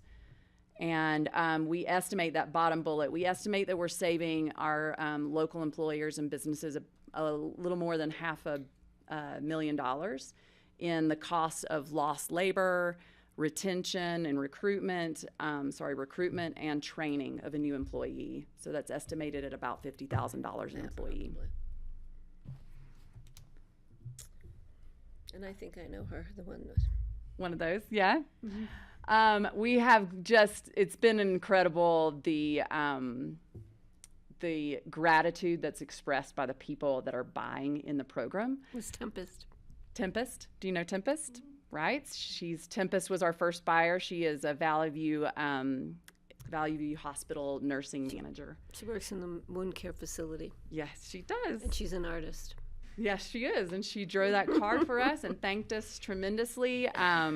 And the seller that sold to her was a retired teacher. Her quote is in the middle there, saying that she reduced her price by $50,000 in order to allow Tempest to participate in this program. So just really incredible human stories are happening, and I couldn't, ask for more interesting and wonderful members of our community to be participating in the program. And I can go back to some of those quotes while you're asking questions, but these are some of the lucky and grateful homeowners. This was a pretty incredible story of this woman. She works for CMC. She's the grant writer for CMC, so she's the one helping CMC secure their grants so that they're able to build affordable housing here in the region and in Eagle County. She's in a pretty bad situation. She's had some really rough family incidents in the last few years, and so this really secures home ownership for her and her son right next door to her son's school. That's great. That's so amazing. That's excellent. So getting to the end of it, Commissioner Postman, there are 10 more qualified households that are still shopping. I have to let them know that there's no funding remaining at this point. But we have over 100 households who are holding their applications, waiting to see if we're going to get more funding for this program so that they can participate in 2025. I get about one new request every day for additional really? funding. Mm-hmm. Yeah, for an application. Yeah. Wow. So our next steps are, to report back to all of you. You wanted the proof of concept, and I believe that we have delivered it. This has been a hugely successful program. It is in high demand. We have not advertised it at all. This is simply through word of mouth that people are getting information about it. So we believe, our board believes, that this is a very valuable program to the community and to the coalition. It is exactly what the coalition was built to do, was to deliver a more available, attainable housing for our region. And so we intend to spend 2025 securing additional funding for this program. We're going to look to expand our support from state funding opportunities. They're interested in the success of this program as well. We need continued support from our local governments, and we are going to begin seeking support from businesses and employers in the region, as well as we are already in conversations with some philanthropic opportunities, and we would love some support from wealthy individuals and donors that might be interested in the program. Today's a great day to give. We have a donation page if you want information. It's really easy to click on. You just click right now. Buy down a house, right. But I just want to again thank Pickens County for the belief in this program, for stabilizing and supporting this program, for your generous contribution that allowed us to get additional contributions from other organizations and to show this kind of success. And we're really hopeful that, and we need support to move this program forward in 2025. And there is certainly demand and interest from our community to keep it going. Okay, great. Thank you. Steve. Well, I know we had some little trepidation when we were committing the original money, that this would benefit people down valley and not so much, nobody would be buying a house in Aspen because they're too expensive. So how much would it actually benefit people involved in Pickens County? And your graph showing the 4 people working in Aspen who have the houses down in Carbondale area, or that just shows the benefit to us, that it's helping people who work in Aspen to get stable home situation where they actually own it. And so that to me is the affirmation of we made the right decision to support, give the financial support. Now, I don't get to vote on the next round of funding, but I would vote on it today if, to take some of our money that we're raising from our housing tax question and put it towards another contribution to you. Ashley has a point to make. Just to give the board some context about next steps, you appropriated, we have a property tax that begins in 2025. Wonderful work. That goes towards housing, and housing partnerships and buy downs are part of the allowable uses. So I came to you about a month ago. We appropriated around $9 million in 2025 of those funds. A huge chunk of that is for partnerships, I put that number in there with the expectation that you might want to, to give the board the option that you might want to fund the West Mountain Regional Housing Coalition. So you have money appropriated in 2025 from the property tax that is appropriated, and then the board can kind of decide the more detailed options of how it's spent. So just wanted to let you know that that's available, and we did that intentionally so you could take advantage of opportunities as they came up, and we didn't have to kind of go through quite a bit more of a process. So thanks to Connie, who's in the room, for that idea. Great. Other questions, comments? I just wanted to ask a couple things. Benchmarking. It seems that the benchmarks seem kind of obvious here. The key results that you're looking for are obvious. You've got people buying in. What about, how are we going to follow those individuals to see how are they doing in the community? Are they keeping the same job? Are they shifting jobs? How is it changing? Is the demographic changing, or is the actual nature of the work they're doing changing as a result of these? Another question, so I've got a bunch of other questions like that, but what's the lowest, how many more affordable houses in this are available in this market? I'm just keep thinking, wow, this seems like a fantastic thing, but how many houses are there going to be available that we can actually afford to do buy downs? The Upper Valley, you've already pointed out, it's that they're out of reach. So my other question was, what's the highest price you could enter into a buy down with and would take a chance on? If you've got a high value worker who we'd love to have in the community at a higher price, could that even work with this model, or are there limits to it? I'm trying to figure out what the limits are of the buy down program like this. The limit may just be how much money you have to spend, but I don't know. And there's one or two others, and then if you want to pontificate on any of this, what are your actual funding goals in order? It seems like unlimited demand. So, but what is the real ask in hard dollars going to be? It sounds like we've got a pool of money now, but it'd be nice to know what would be your ultimate goal. And I think that's it. Then, how many houses will be available in the market to do this with? Is it a limited supply, or does it seem like there's a lot of possibility here? What's your feeling about it? Okay. Is that enough? Can I answer? You know how I ask questions in convoluted ways? Okay, so you asked about benchmarking. How are we following the participants in the program? They have to recertify annually every year in March and April when they're filing taxes. They have to submit their recertification to me. So again, verifying their employment. They have to sign an affidavit saying that they don't own any other residential real estate. They haven't purchased anything.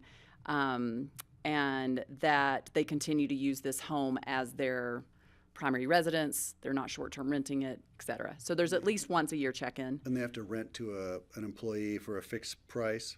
Right. There's a calculation associated with the mortgage of what they're allowed to rent a room to. And They does can't that make make money off of it. The question I have is, because this was asked to me last night by a homeowner in the community, they said, I know people who have extra rooms in their house, but the amount they're allowed to charge for rent, they're just deciding it's not worth it. So they're leaving them empty. For $500 a month, I don't think I want another roommate. And so they're making decisions like that, and the rooms are staying empty. And so I think everybody needs to look at that. It has nothing to do with you specifically in this, but it's like we create rules like that. Are we creating impediments? And so that's a conversation all the way around. Jeffrey. Yeah, more two observations, and I don't need answers today. Yeah. For both Ashley and April. One is, two other potential revenue sources through the county would be for recipients of GMQS awards. Currently, there's a penchant to donate to nonprofits. Given you're a 501c3, could you be diverting money away from districts or other potential sources into a housing fund? So in other words, if you're getting a GMQS award for additional square footage, we should be also thinking about Western Mountain Regional Housing as a potential source for that donation. Rather than just the fire department. I didn't want to use the D word. So outside of districts, we have another 501c3, right? So we have a wildfire resiliency fund, but we also have a housing fund. And I think it's just a conversation with community development and then the planning community that here's another potential way we can fund housing by adding square footage over here. We're also reducing, cost of ownership. So that'll be one. And the other one, again, is for this board, I think more is, the future of the employee housing impact fee. And again, the likelihood of an owner who has to pay that fee, rather than seeing it just as an exaction, they could then put that under a 501c3 or a trust and then receive that financial benefit. So it could be a way of reducing the litigious nature of the employee housing impact fee and homeowners swallowing the idea that there's another outlet to pay that fee in lieu. So, two ideas outside of just asking the county for additional funding. I think there's other sources within the county you should tap into. Can I So, respond? please. Yeah, so no, you hit right on it, Jeffrey. That's exactly what our board is intending to explore in 2025 is housing impact fees, mitigation fees of all of our communities, and being a recipient of those. And so that was something our board discussed in November as one of our 3 strategies that we're going to pursue in 2025. So, but I like the additional idea, and keep the ideas coming. And Greg, if I can go back to a couple of your questions, if you want answers. Yeah, sure. Okay, you asked how high can you go? So I think that it is limited by how much funding we have and what we want to be able to do with that funding. So we were starting with $2 million. We didn't want it to go to 3 homes. We were hoping to have it, support more homes in the region. With additional funding, we could increase our maximum sale price that we'll purchase right now is $1.5 million. As you're seeing, the people are really hitting the top of the limit in Carbondale at 1.2 million. There were only 3 or 4 houses for sale this fall, Right. for under 1.2 million in Carbondale. So I do think there's an opportunity to look at how high we can go, and the balance comes with how much do you want to spend on buying an existing home and preserving it versus building a new home, because you can build a new home for $1 million-ish in Pitkin County. So I think that's We been can build a new home for $1 million? an affordable home on land that is given to you. Oh, God. I was like, I don't think so. Right. And so I think that's when you begin to balance out of and then you just have a conversation. Maybe it's still worth it to put that money into the preservation of an existing stock and to slow growth from outside investment versus do you want to just put the money into a huge new affordable housing development? Right. And so that's when it begins to balance out. And remind me, how far down Valley dare you go? All the way to Parachute. Parachute. That's Yeah. But you haven't yet. The last one that's not included that we are just under contract on is in Rifle. Awesome. Yeah. What's the price on that? The average It is there is, I think, $600,000. It's a $530,000 brand new home. It has not been lived in yet. And then you asked, how many do we want to do? Our goal is to do 30 by 2026. That was the board's original goal. I believe our latest kind of internal scratch our head goal of fundraising would be $30 million in the next 5 years. Got it. A good goal. That would be state grants, federal grants, contributions, every bit of what we could get, and leveraging what we can get to. And Francie, that home in Rifle is a tiny home at their new tiny home park. That's fine. I had a great meeting with Jim Light the other day. I had lunch with him, and I think with his ideas about partnering, that you can reach that goal. That's what we're hopeful for. Thank you. I really appreciate Jeffrey's suggestions and others I'm sure you're thinking of just on alternate funding. Philanthropy and grants may be getting harder and harder, right? We have a huge philanthropy market here where there's so many people asking. It's Giving Tuesday, and I'm sure we're all getting the emails, right?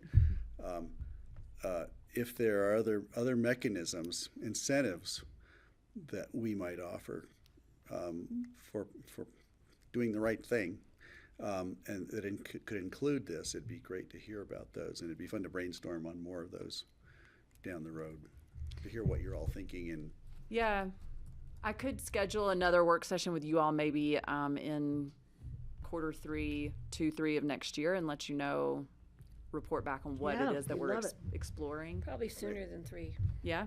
I think so. summertime.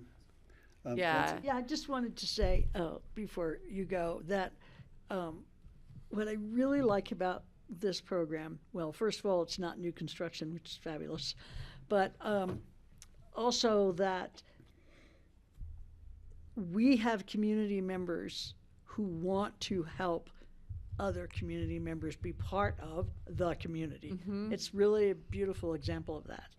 I mean, I know I've say often that Pitkin County has incredibly generous taxpayers. I mean, the landowners in Pitkin are really generous, and but this is even, you know, another step beyond paying taxes. This is like, no, I want to voluntarily help workers that have houses to live in. I think it's a really good.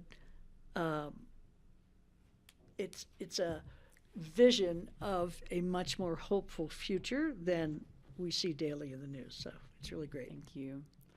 And I just wanted to offer to come back, if possible, in Q1 to discuss any opportunities for additional funding. Right. And I'd be Of happy course. to provide that update on the funding strategies that we're pursuing in that. You can set that up with our chair. I am just wondering, you know, I've been an enthusiastic supporter from the very beginning, but procedurally, I'm wondering if our board should have a more bigger picture conversation relative to how we're going to spend next year's housing budget. So I'm looking to you. I don't know if we're rolling that into our retreat discussions. It just, I would hate for you to come again and then have us say, wait a minute, we want to give you something, but we got to figure out what that amount is, and we're going to talk about it in 3 weeks, you know. Yeah. So. We should have that conversation first. Over the next month or so, John Peacock and I are meeting with any potential entity, be it government or nonprofit or other, that we identified in our planning stages of, that would qualify for partnerships for the use of the property tax. So by the time you'll have your retreat in February, we will have a good sense of what's viable this year versus a longer term viable partnership. We'll also be further along with the trust, the housing trust. So I think at your retreat, we can certainly give you a better sense of funding in 2025. For the purposes of budget appropriation, we did set aside $6 million in the partnership line item, and in my head I was using $1 million as a placeholder for some coalition type partnerships. So you have, we probably over budgeted in 2025 compared to the opportunities that will come to us. So I think we will get back to you in February once we've talked to kind of all of our partners with a better sense of what's really available for hard money in 2025, but I get a sense that there's not as many readily opportunities in 2025 as there will be further down the road. So we'll try and bring a healthy balance to you of conservation, preservation, conversion of existing homes combined with new development, because a lot of the partnerships we are looking at are new development partnerships. So I've been trying to keep that in mind as well with what we bring to the board, is not having it be all new construction, but having it be a mix of those 3 C's of housing that we've talked about: the conserve what we have, convert from free market, and then construct. So that's kind of my goal, to get you that by your retreat. And I don't know if it'll be a big part of your retreat, but we'll at least be able to provide you an update so you can consider that longer term plan. Okay. Great. So is that helpful? Our retreat is scheduled for February 19th. So maybe it might be in better March? to come after that. Yeah. Okay. So March sounds good. Great. Okay, thank you. That sounds smart. I just wanted to say that April's has made this brilliant move to kind of pivot a little bit from water into housing, because housing seems so much easier than water. I just wanted to say that for We're Andy's getting love benefit. letters like this and water, right? I like a challenge.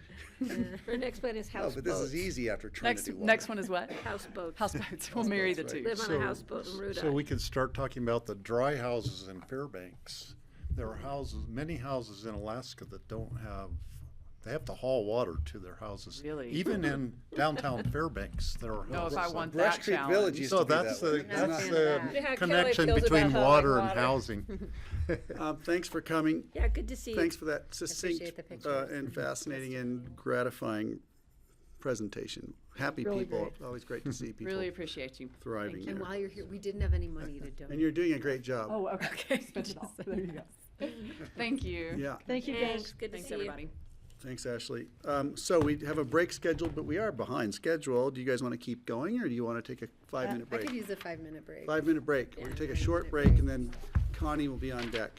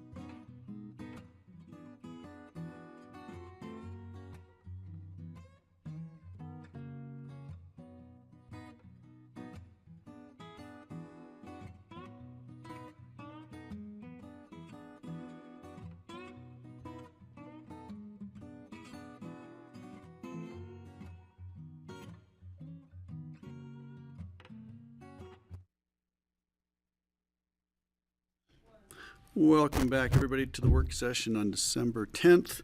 What we have are emergency resolutions set for confirmatory hearing and public hearing on December 18th. And the first is a reso concerned with adoption of the budget and appropriation of funds for fiscal year 2025. And after that, emergency reso levying general property taxes for the year 2024 to help defray the costs of government for Pitkin County, Colorado, and its special districts for fiscal year 2025. Thanks for your patience, Connie. We'll take it away. Yeah, good afternoon, Board. We're happy to present to you the final 2025 budget and 5-year plan. This budget was developed using conservative revenue projections, and it leaves the county with healthy fund balances. And so those two factors combined put the county in a very good financial position. It gives us the flexibility to be able to adapt to any kind of changing circumstances, whether in the local economy or in needs of the community. So it's a good, sound financial budget that we're presenting to you today. The priorities in the 2025 budget include retention and recruitment of staff. And as we've worked our way through this budget process in meetings in October and November, we saw that we were able to increase the amount budgeted for a pool for wage increases from 5% to 6%. So that's a great plus to give us a little more flexibility in that retention of staff in 2025. The budget also maintains great employee benefits package, and we were able to keep the employee contribution for health insurance to only a 5% increase in 2025. So there are a lot of positives in that regard. The 2025 budget prioritizes many BoCC priorities, including housing. That was really a big one in this budget year with the voters approving a new housing property tax. We have a new fund that will bring in about $8.5 million per year, will allow for so many new investments for housing, as the board was just talking about in the last segment of the meeting. We're continuing to maintain our current housing programs with our contribution to APSHA, with our employee down payment programs, deed-restricted programs. So we're continuing maintaining our current programs. The Phillips Mobile Home Park infrastructure is moving forward, and the airport is budgeted to purchase a new employee housing unit. Oh, cool. In Open Space and Trails Fund, they're going to renovate a few existing houses on open space land to use for employee rentals. So we just see this as a theme throughout many different budget areas where housing is being prioritized. There are also a number of areas where climate is prioritized in this budget. We have the Climate Action Plan in the budget, the building electrification at Health and Human Services and the library. We're adding new electric vehicles to our fleet, 6 or 7 new electric vehicles and a new charging station. There's the continuing investment in the microgrid, and some recent grants have allowed for feasibility studies in sustainable aviation fuel and a geothermal heating district. The budget also includes many investments in county assets. We're continuing with road maintenance projects on Lower River Road and others, and also planning for county bridge replacements in future years. There's the airport project planning and pavement maintenance, and the Solid Waste Center is beginning their landfill expansion project with the relocation of the Scalehouse campus as the first step in that. There's budget for a new dispatch center with design and build out of the shell in 2025, and then completion of the project in 2026. And so this is just to name a few of the major asset investments that are included in this 2025 budget. So while all of these initiatives are really fantastic and they move the needle forward for a lot of the board priorities, we can't forget that the main part of the budget really are those continuing services that the county provides to our community. Services like child welfare and adult protection, economic assistance, and public health services. The budget supports the sheriff's law enforcement and dispatch E911. We have TV and radio mountaintop transmitter sites, plowing and maintenance of roads, ambulance services and water quality and healthy rivers and the library and on and on and on. So as we've gone through the budget meetings, which have been many and sometimes very long, but yet it gives both the board and the community an opportunity to really see that whole range of services that the county provides and the staff that are there providing those services. I'm going to pull up and share with you a couple of documents. Connie, that was a really nice summary. Really nice. Yeah, it just struck me as I was looking over the budget, you know, what all is in it and Yeah. how much is in there. So Yeah, it's really nice to have that pointed out. She's getting pretty good at it, isn't she? It's not her first rodeo. It's not her second rodeo. oh, that's not coming up. Let me try again.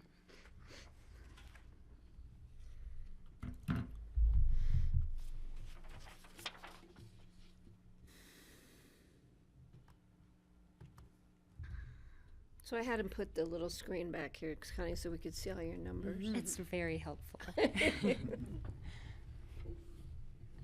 here we go. Let me share again. See if it'll work this time. There it is. Okay. So this is the, get it centered a little better here. This is the total budget for 2025. It's a little over $263 million.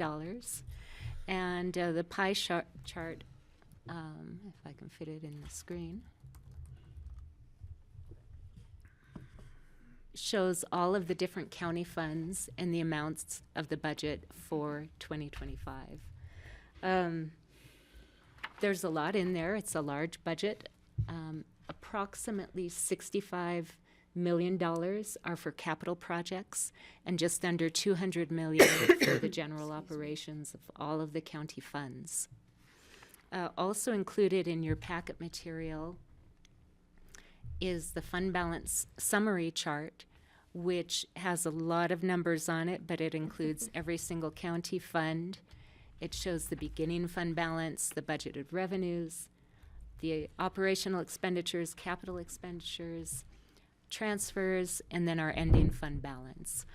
So we have all of the total numbers here, but sometimes the pie chart can just give a better snapshot of all of the areas that we're budgeting for.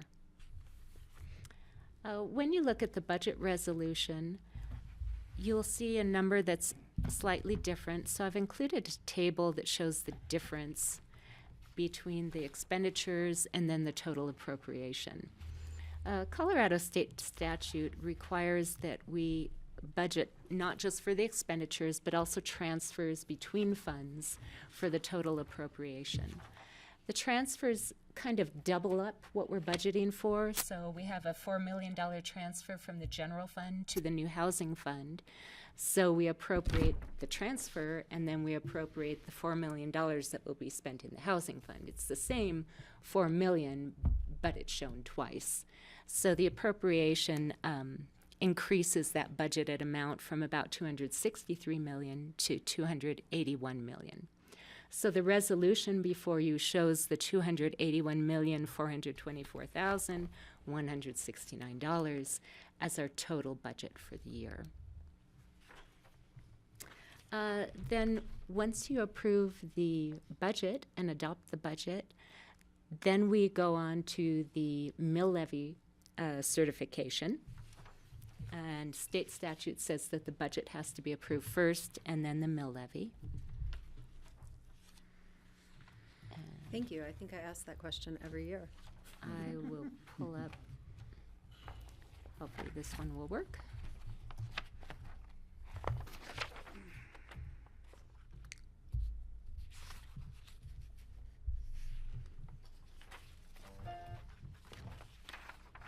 See if I can make that bigger.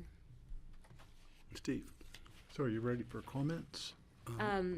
Or You do you have wanna more comment on the you're gonna budget for present? the mill? I have a little more to present. Okay, we'll wait for you, Connie. So the mill levy, A majority of, sorry, it took a while to pull that up. A majority of the county funds have limitations on how much property tax we're allowed to collect. We're limited whether by TABOR, the Taxpayers' Bill of Rights, by our Home Rule Charter, by a 5.5% statutory limit. So there are a number of limits, and we have to take the most restrictive out of all of those, and that can vary year to year. We do have 4 funds that are exempt from these limitations: Open Space and Trails, Redstone Ranch Acres, the Ambulance District, and our new Housing Property Tax Fund.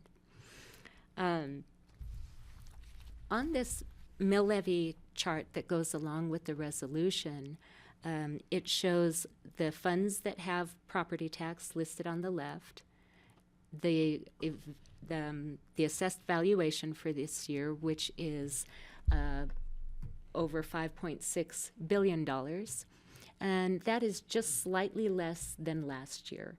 This was not a revaluation year, and on the off years for valuations, we do tend to go down just slightly in value.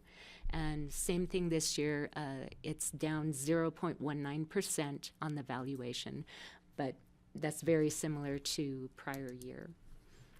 The next column that you see is the gross mill levy. This is the total authorization of the mill levy for each county fund. For the general fund, we combine general fund, road and bridge, and human services for a total mill levy of 3.370 mills. And then you see the numbers for each fund for the total authorization, a little over 30 mills for all of these. The next column shows the temporary mill levy credit. It says current year refund. And you can see the reduction that's necessary in order to comply with the different limits that we're under for the general fund and some of the others. It's of interest to note that for the ambulance fund, we don't have any limitations that we have to comply with, but we're doing a voluntary 0.2 mill levy credit to not over-collect on the fund. That was our promise to the taxpayers, that we would take what was necessary to maintain that fund and keep it going into the future.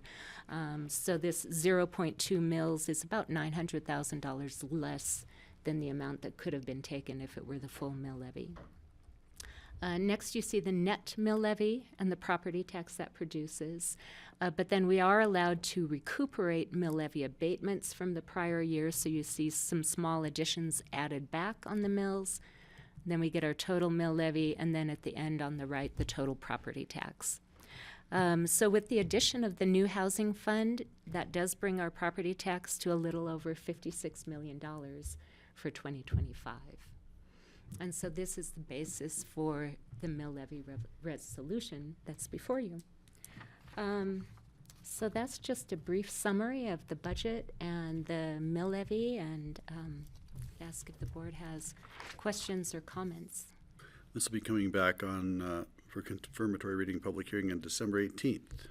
Yes, and the emergency resolution is just due to the state's deadlines, that the time between when the assessors need to get us the valuations and the time the budget has to be approved is too short for the 2-reading resolution process. Right. So you need a motion on this today for first reading.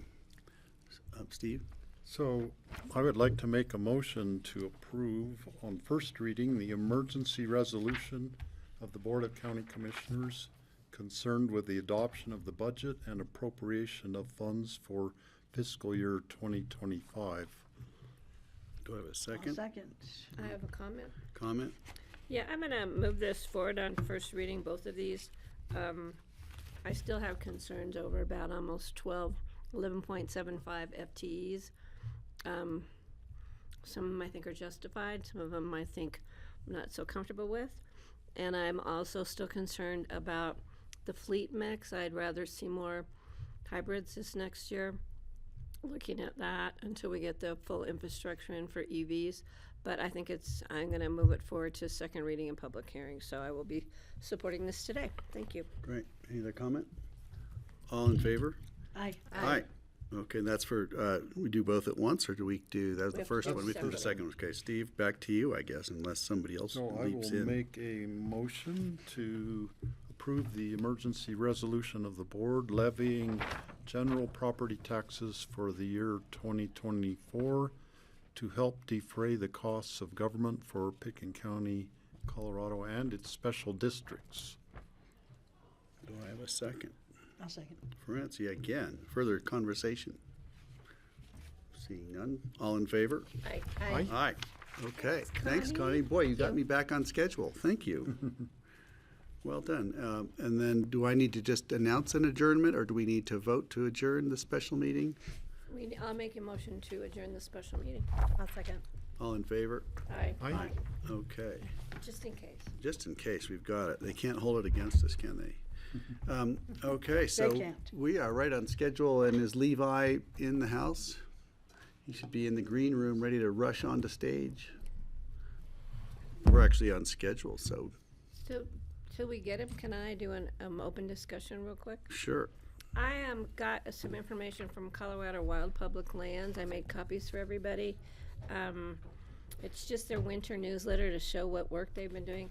I'm concerned, I'm thinking about discretionary funds that we're gonna talk about next week. I wanted to give the board time to look at this. Because I'm concerned about what may happen in the next 4 years with our public lands.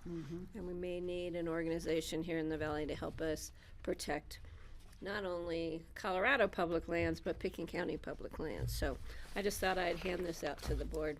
Thank you. For you. I Great. think there's 6 copies for all of you, and I think there's one for you too, Mr. Beacon. Great, I thanks. think. Thanks, Greg. Yeah, it's nice reading. Great. Anything other open discussion while we're, oh, Levi's here. Come on down.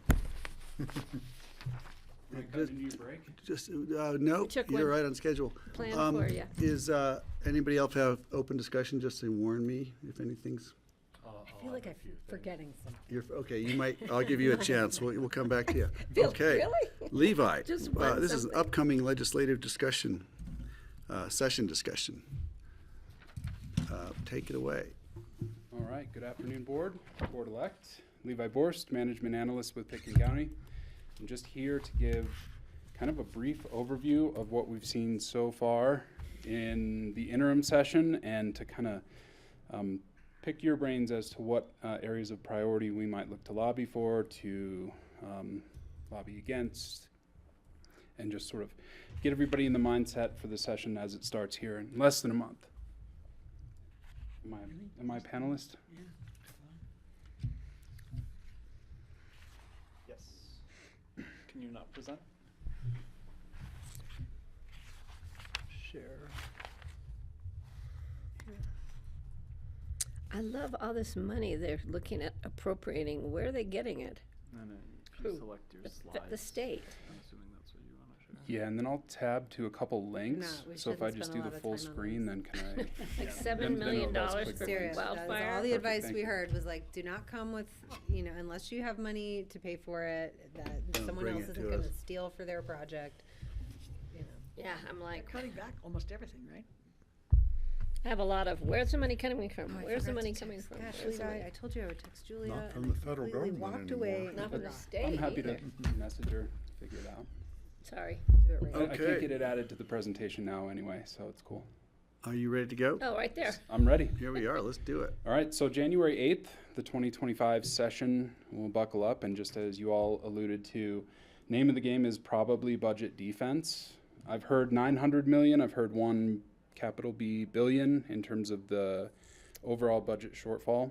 And so the cuts have to come from somewhere, and I think it's important for you all to determine what would have the greatest impact in terms of funding lost should we lose some. So I think if we can pick some areas to really hammer and focus in on how we want to advocate for retaining funding as we go through the session, that's something just to bear in mind. And Given that the as Forest Service is also reducing their spending, and we have a lot of Forest Service land, so we've got a lot to look at. for sure. I've heard, I think a lot of people have seen the governor's budget presentation, just that kind of really brief overview that's really short on details. It talks about how he plans to balance that budget. And I think the devil will be in those details in terms of which programs get cut. And personally, I haven't seen any of that, whether it's public health or whether it's human services or where we're looking at those dollars being cut from ongoing programs. So just something to watch for as you all are plugged into various member organizations. You'll hear discussions about changes to funding, and we'll want to make sure and prioritize what would have the greatest impact on us here. I got asked from Anne just to give a really quick slide on the 24-133 and then the interim session deal with the devil that we made this year to avoid those ballot initiatives. So the amendment has some implication on a lot of our different property tax revenues. And from Anne, the risks are that this could supersede any of our prior debrucing. So of course, I'd skip down a couple bullet points. While our general fund may not be debruced, a few of our funds are.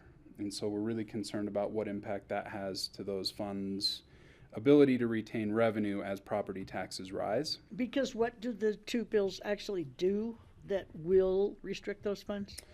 The second bullet point down, additional restriction to revenue growth of 4.5% annual growth or 11% over a 2-year assessment cycle combined.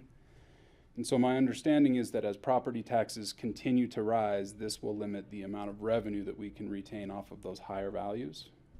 So not being debruced, maybe we don't worry about that so much in the general fund, but for these funds we do. Open space, ambulance, affordable, our brand newly approved Wait, measure. I have a question. We are debruced actually, so there's 2 revenue limitations within Tabor, so it gets confusing. So we're debruced for a total revenue limit, and so that could affect our property tax, but we are, but not debruced on our property tax limitation, yeah. Well, but I have a question, Greg. Go ahead. But if our voters voted to debruce, now the state is saying, screw your voters, we're gonna not allow you to debruce anymore? Is that what that's saying? So the issue, oh, sorry, Levi, if you could, I'll just explain real quick. So the issue is gonna be if assessed valuations go down and we don't have any temporary mill levy credit to take back value with. And so I think that's the issue with like some of our more recent funds or even open space funds. Now in the general fund, it probably won't be an issue, but it is a dilemma as far as, if the assessed value is changed, or the calculation for assessed value is changed, it really has nothing to do with our Tabor limitation, which is. Well, but I'm confused. Yeah, me too. I mean, if it says supersede any prior debrucing, that means that if our ambulance district is debruced, it's not going to matter anymore what our voters did when they voted to debruce it. The state's going to supersede it and say, sorry, you. Right. Well, and it's Is may not, superseding may not be the right language because it's a change in the assessed value, as I understand need it. clarification on that. Yeah, and so as it evolves. Yeah, the debrucing would typically allow revenues to grow with property values, Right. Outside of the Tabor revenue limitations. This, by just reducing the factor of the property's assessed value, would reduce revenues regardless of what a Tabor question may have been in the past. I still don't understand. Why would they do that?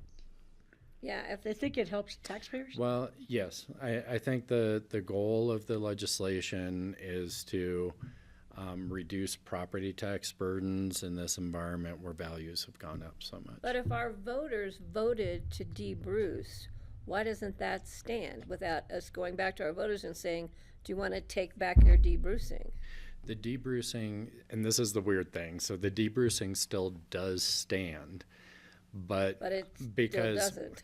it don't the bruising or debruising, I guess bruising only matters if the property tax values were to exceed the Tabor threshold, the 5.5%, right?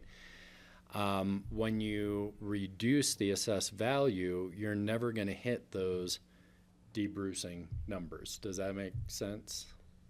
We may need another slide on it, but What do you mean reducing the values? You mean like the 55,000 this year, or just in general if they go down? I think these are changing potentially the percentage that makes up assessed value. So we're talking. Oh. Wait, look, can I? Do you I'll mind? explain what I think. Can Kelly explain it? So Yeah, maybe. I may not get this right, but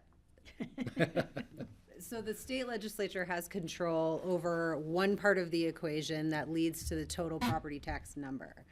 That part of the equation is 29% vacant, 7% residential. 30% They're going to commercial. tinker with that number to limit things to this percentage, because that's what they have within their legislative control to do, to essentially end up with a final number that then doesn't matter what our voters said could do or don't do, while they're still in their lane of what they're allowed to control. because they can't technically take away our voters' vote to debruce. So Correct. they're figuring out a way around it. So to do it in order, to build off of what That's- Kelly, yeah, because that's in essence, Sorry, no, Levi. you're, so, yeah, sorry, No, no Levi. problem. So. We do this to you a lot, Levi. In order to determine the property tax amount, right, you have a market value of the property that's determined by the assessor's office. That's then multiplied by a percentage that's determined by the state legislature for assessed value. So it could be, we have In different. every county, it's the same? Yes. Oh. And so for residential properties, it's the same across the Right. state. For commercial properties, and you have the different percentages, then that gives you your assessed value. That then is multiplied by the mill levy, which comes up with the property tax rate.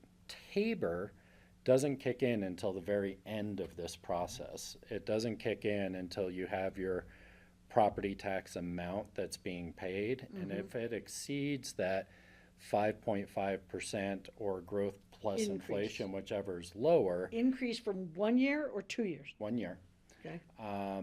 then you've got the Tabor issue.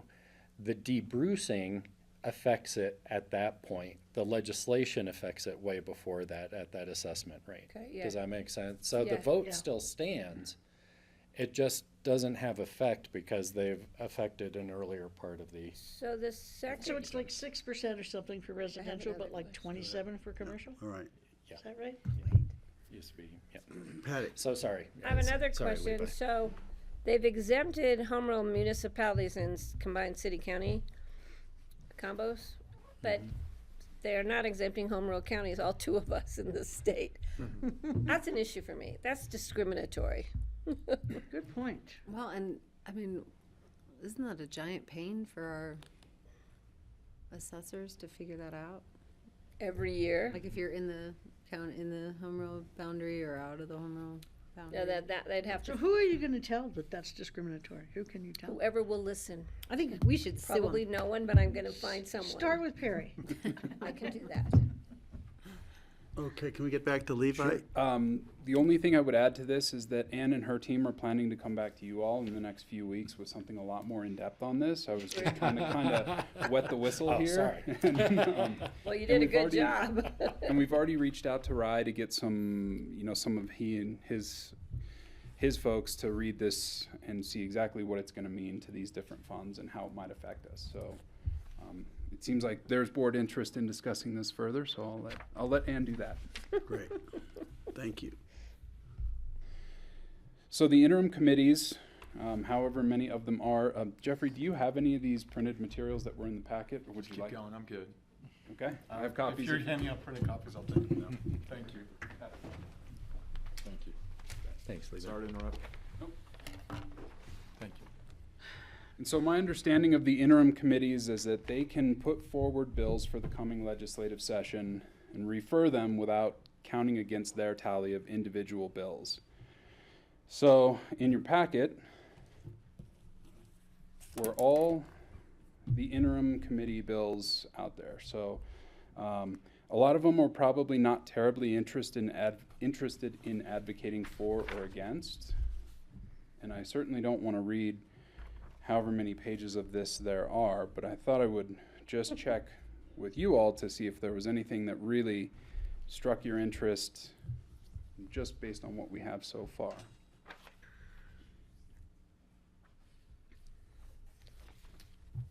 I know that's kind of open-ended Questions, for a comments? presentation. Yeah, just, but- yeah, sorry. No hands up. The Colorado jail standards, I think, could apply to us. Because there's a financial assistance aspect of it, one bill. Mhm. Is that on this page, on this stuff? It's on page 40. It's a couple pages down. But is it under the, It's under concerning Colorado jail standards. Yeah. Bill number 1, financial assistance for county jails.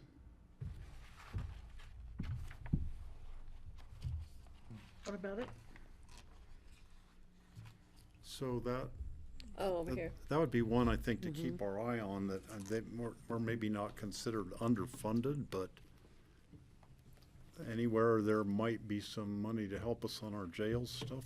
Sure. Would be helpful. Francie? I have a question about the protect wild bison. Mm-hmm. Are people indiscriminately shooting wild bison? So they're thinking if they make it give it a big game season, it'll restrict the shooting of bison? I think that's the goal. I didn't know it was that prevalent a problem, but Maybe they see an the income interim stream. committee seems to think I it is. didn't either. And if by making them a big game wildlife, they're going to have a season on them. Seems to me that's going to encourage shooting bison. Do we even have wild bison? I thought they're all in fences. Is this a leftover from Perry trying to screw people because of wolves, or? I mean, No, that was the this is. badger or the. I know. That's I meant. whatever No, it it's Wolverine. It's the Wolverine. Very different than the badger. I'm not sure if it ends up being a protected It species says that doesn't protect have wild bison, but that doesn't have a season. if it's not big game, any kind of game, it doesn't have a season. But this would create a season, I'm assuming. What do you think, Steve? You think it's going to create a season on bison? It would if you have to have a permit. I don't think there are no wild bison in Colorado. Well, what are we doing this for then? They're Bison all, decides to they're all leave the fence, he domestic. can. In various ranches, you'll see a whole bunch of bison, but they're all owned by somebody. They're livestock. They just can't keep them in the fence. Well, The bison get to go wherever they want. And so they would be privately owned big game? I'm not sure. I can put that on the list to get back to you. it's under the Native American section, so Oh, yeah, it was on that first. I don't know.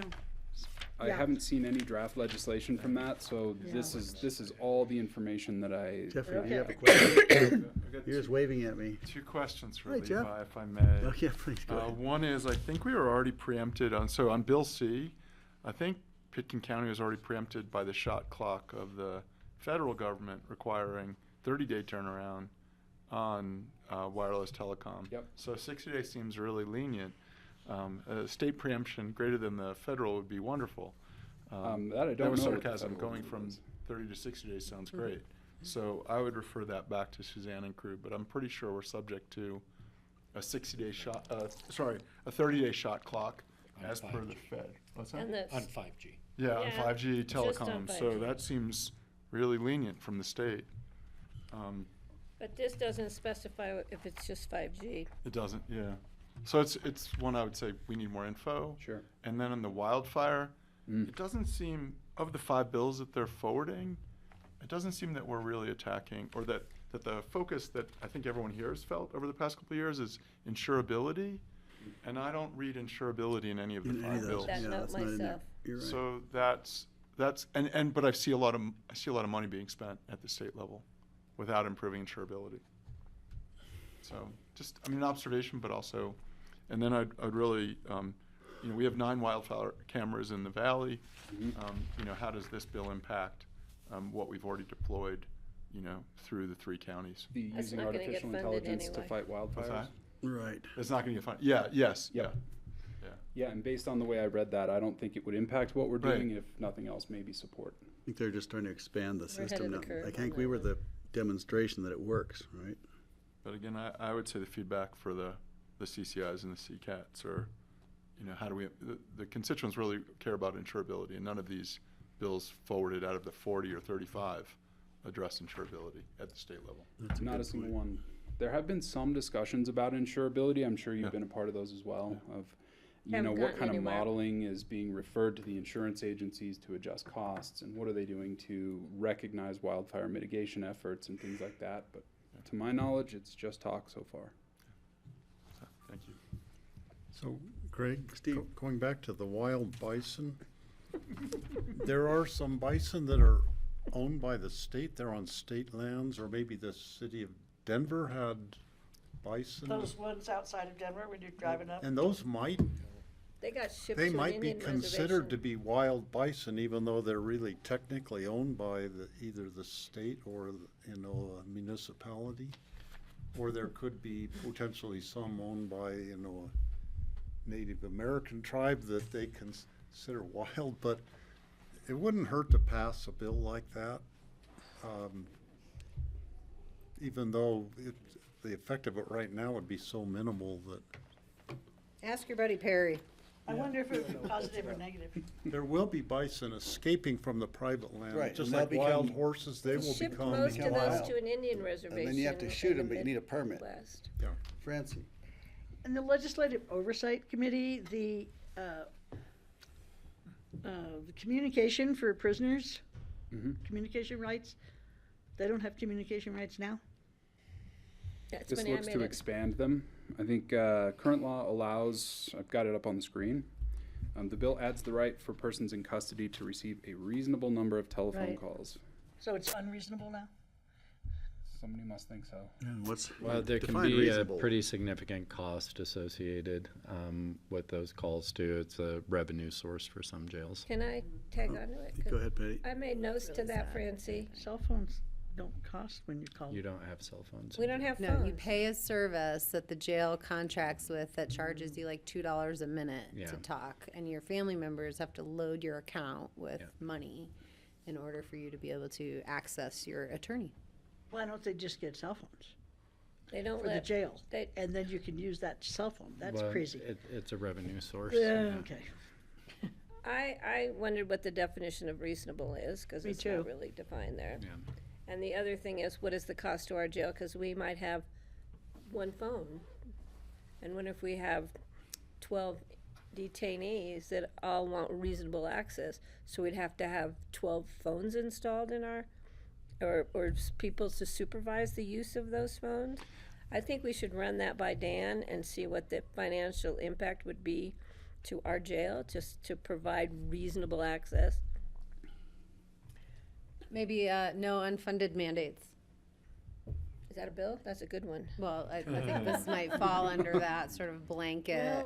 Well, yes, but on the other hand, we certainly want prisoners to have reasonable access to communication. The impression I get Fine, from this is reasonable. this is being promoted by the company who makes the $2 a minute. You are so skeptical Transactional. lately. Transactional. We need a new This is the year new for you to this is- refresh your hope in mankind. It's all about being transactional. I just want to These guys define have put this reasonable. in here because they can make more please. money. Let's be reasonable about this. I do have one other that I'm adamant about, and one that I have a question about. So John, I'm gonna look at you. Do you mind? Not at Go all. ahead. I have a question about under CCI Tier 2, tax credit incentives for sustainable aviation fuel. We're gonna be tracking that, I'm assuming. Yep. You're getting Okay. way ahead of me, Patty.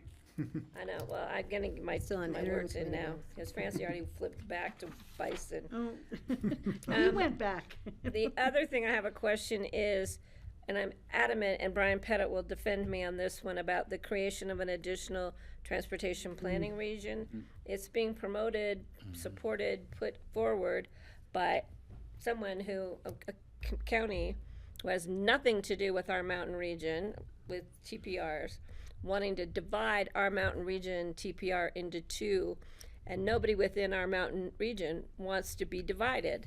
So it makes no sense, and I want to make sure that it doesn't just get passed because people don't understand. And people don't realize that those it's impacting don't support it. So I we think need to get Brian and I. Those counties that have been split to create one more TPR didn't want to be split. They'd rather be together. Los Animas County and the ones down in southeastern Colorado were split into two. They were doing fine being one TPR, and they really want to be just one TPR. This one is splitting our mountain region. I know. Yeah, and so it's kind of a, I don't know, and I don't know why a county who's not even involved in this is pushing this forward. So that's of interest, but I just want to make sure that we really follow that one. Thanks. Sorry I jumped ahead. Not at all. I think we opposed the TPR splitting pretty heavily last session. Yeah. So we've at least got some framework to oppose again if that's what you all want to do. I think it's one the urban legislators maybe don't understand the issues and. Really? And then I thought one other bill of interest was, it'll never get passed, of course, with our budget shortfall, but is a behavioral health for persons in custody idea that can offer like a $50,000 per jail grant to fund behavioral health services. I thought that was interesting. Can find that. Francie. And in the wildfire, the applying AI to fight wildfire. So it's a $7.5 million. It's not going to happen. And so if you've already developed yours, do you get any of that? You know, I mean, it's like, this is just for people who haven't figured out what Pano is and stuff, or?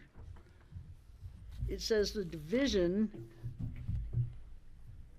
whatever that means, is required to use the money to study and develop applications of AI that predict, mitigate, or assist in fighting wildfire. So I'd like to at least, star that one to look at it and see what it means. And But it's $7,500,000 so what? in a state that's $1 billion, $1 billion, Plus or minus. in unbalanced funding. So how are they going to pass a bill for $7,500,000 that doesn't Well, have I don't any know money? if they're going to pass it, but I think we should keep an eye on it Well, but I'm just saying, in case they do. let's make sure. Let's keep an eye on it and tell them they don't have the money to pass it.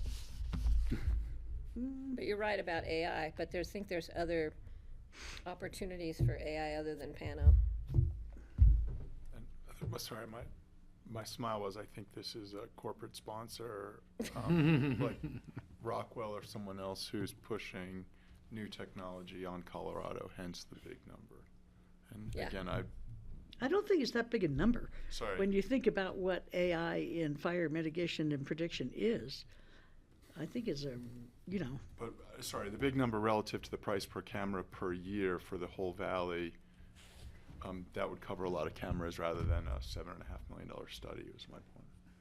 I don't think it's just a study. It says also developing it. So I think that would mean putting them out. I don't know for sure. But Let's take it away from child education programs. Okay. Well, I'll start for some, come back with you with more information as I can get it. Anything else from the interim committee bills that's up for debate? No? And this isn't your only opportunity, of course. I just wanted to give a splash of what's already happening. It'd be great if we could identify where they come from, because you wonder which ones are big corporate sponsors, which ones are well-meaning front range people versus, it would be really interesting to see how this. Well, and I don't understand that. And because they come through committee, we don't necessarily know who's on that committee that's really pushing them. It's maybe not as easy to get at the source. It's not that easy to get the source. Right, not as Yeah, easy. that seems kind of like a disservice. Yeah, some of these committees get a lot of attention in the interim and Is that some yours? don't. No. So to move on to some of our member organizations, CCAT, obviously we spend a lot of time here, and they've developed a pretty robust set of legislative priorities, level 1, level 2, public health, all sorts of things. And Kelly's been super involved here, so please, any info that you have that I don't, would love to learn.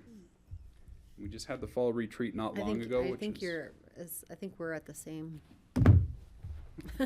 Plain right now. So that's why they say draft. I don't know that they've been fully ordained into CCAT's sort of program for the year, but as overarching concepts, housing funding, housing policy implementation, algorithmic devices, potential STR regulation and land use regulation.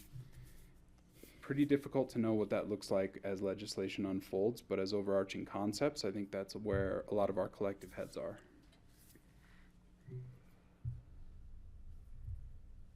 And I'll skip ahead a couple slides because they all link to the same place. Construction defense legislation, I think this will come back in some degree this year, and there's a lot of debate as to whether or not construction defects are really the source of the problem, or whether they're not, or to what degree they're the problem. Last year, of course, we saw the three bills. There was the consumer-friendly bill, the manufacturer-friendly bill, and then a study bill. So it's anyone's guess what combination thereof we might see this year, but I think we will see something. It's hard to really take much of a position until we know what that looks like. Mm-hmm.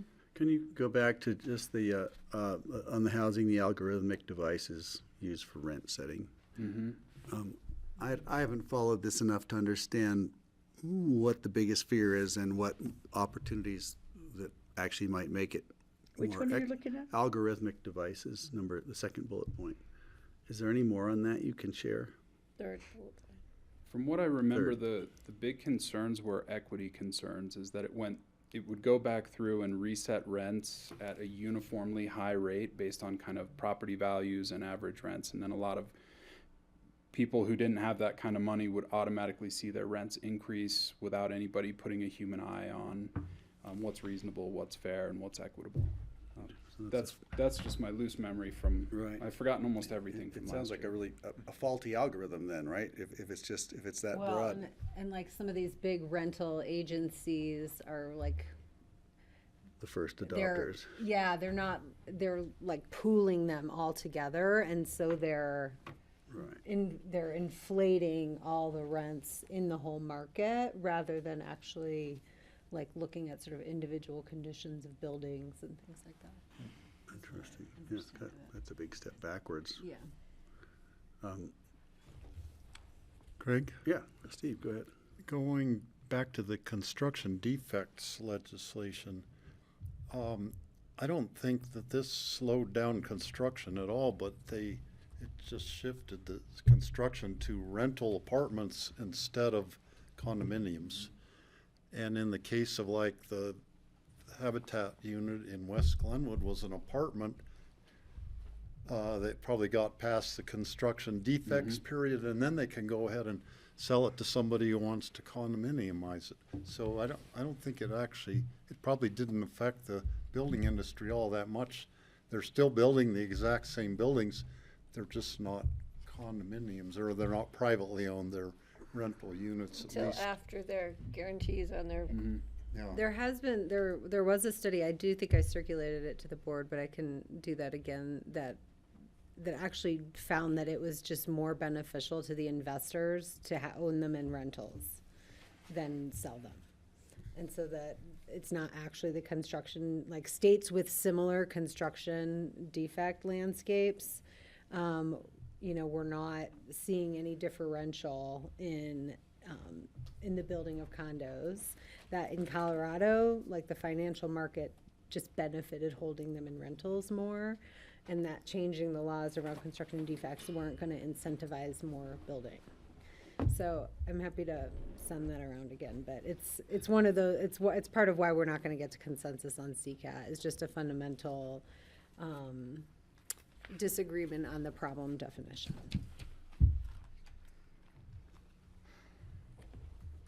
And moving on, if you've heard of the Yes in God's Backyard, the YIGB bill, I was wondering what that. that's what that stands for, Yes in God's I Backyard. thought it was the name of a senator or someone. I didn't know. And that's not my What term. page is so that on? Page In one our of the packet. CCAT bills. It's I on don't the know. CCAT draft legislative Okay, priorities, pages. should be I think the first page of Yeah. that document. Under level 2. What does it stand for? Yes in God's Backyard. Oh. Page 1. Yeah, I don't have those page What numbers. happened to I only have the separation of packet. church and state? it's just empowering I don't them. ask those sorts of questions. You know, So- it's interesting, this doesn't have anything to do Oh, that one. with the situation with the church in our community that doesn't want to build That's way housing. This is, makes it sound as if this is for helping allow churches to create housing on their property. Yeah, I think the one pager talks about community-based organizations in being God's allowed to backyard. go through an administrative land use change approval to put housing on property they already own. So of Like course, Aspen there's some questions, of course.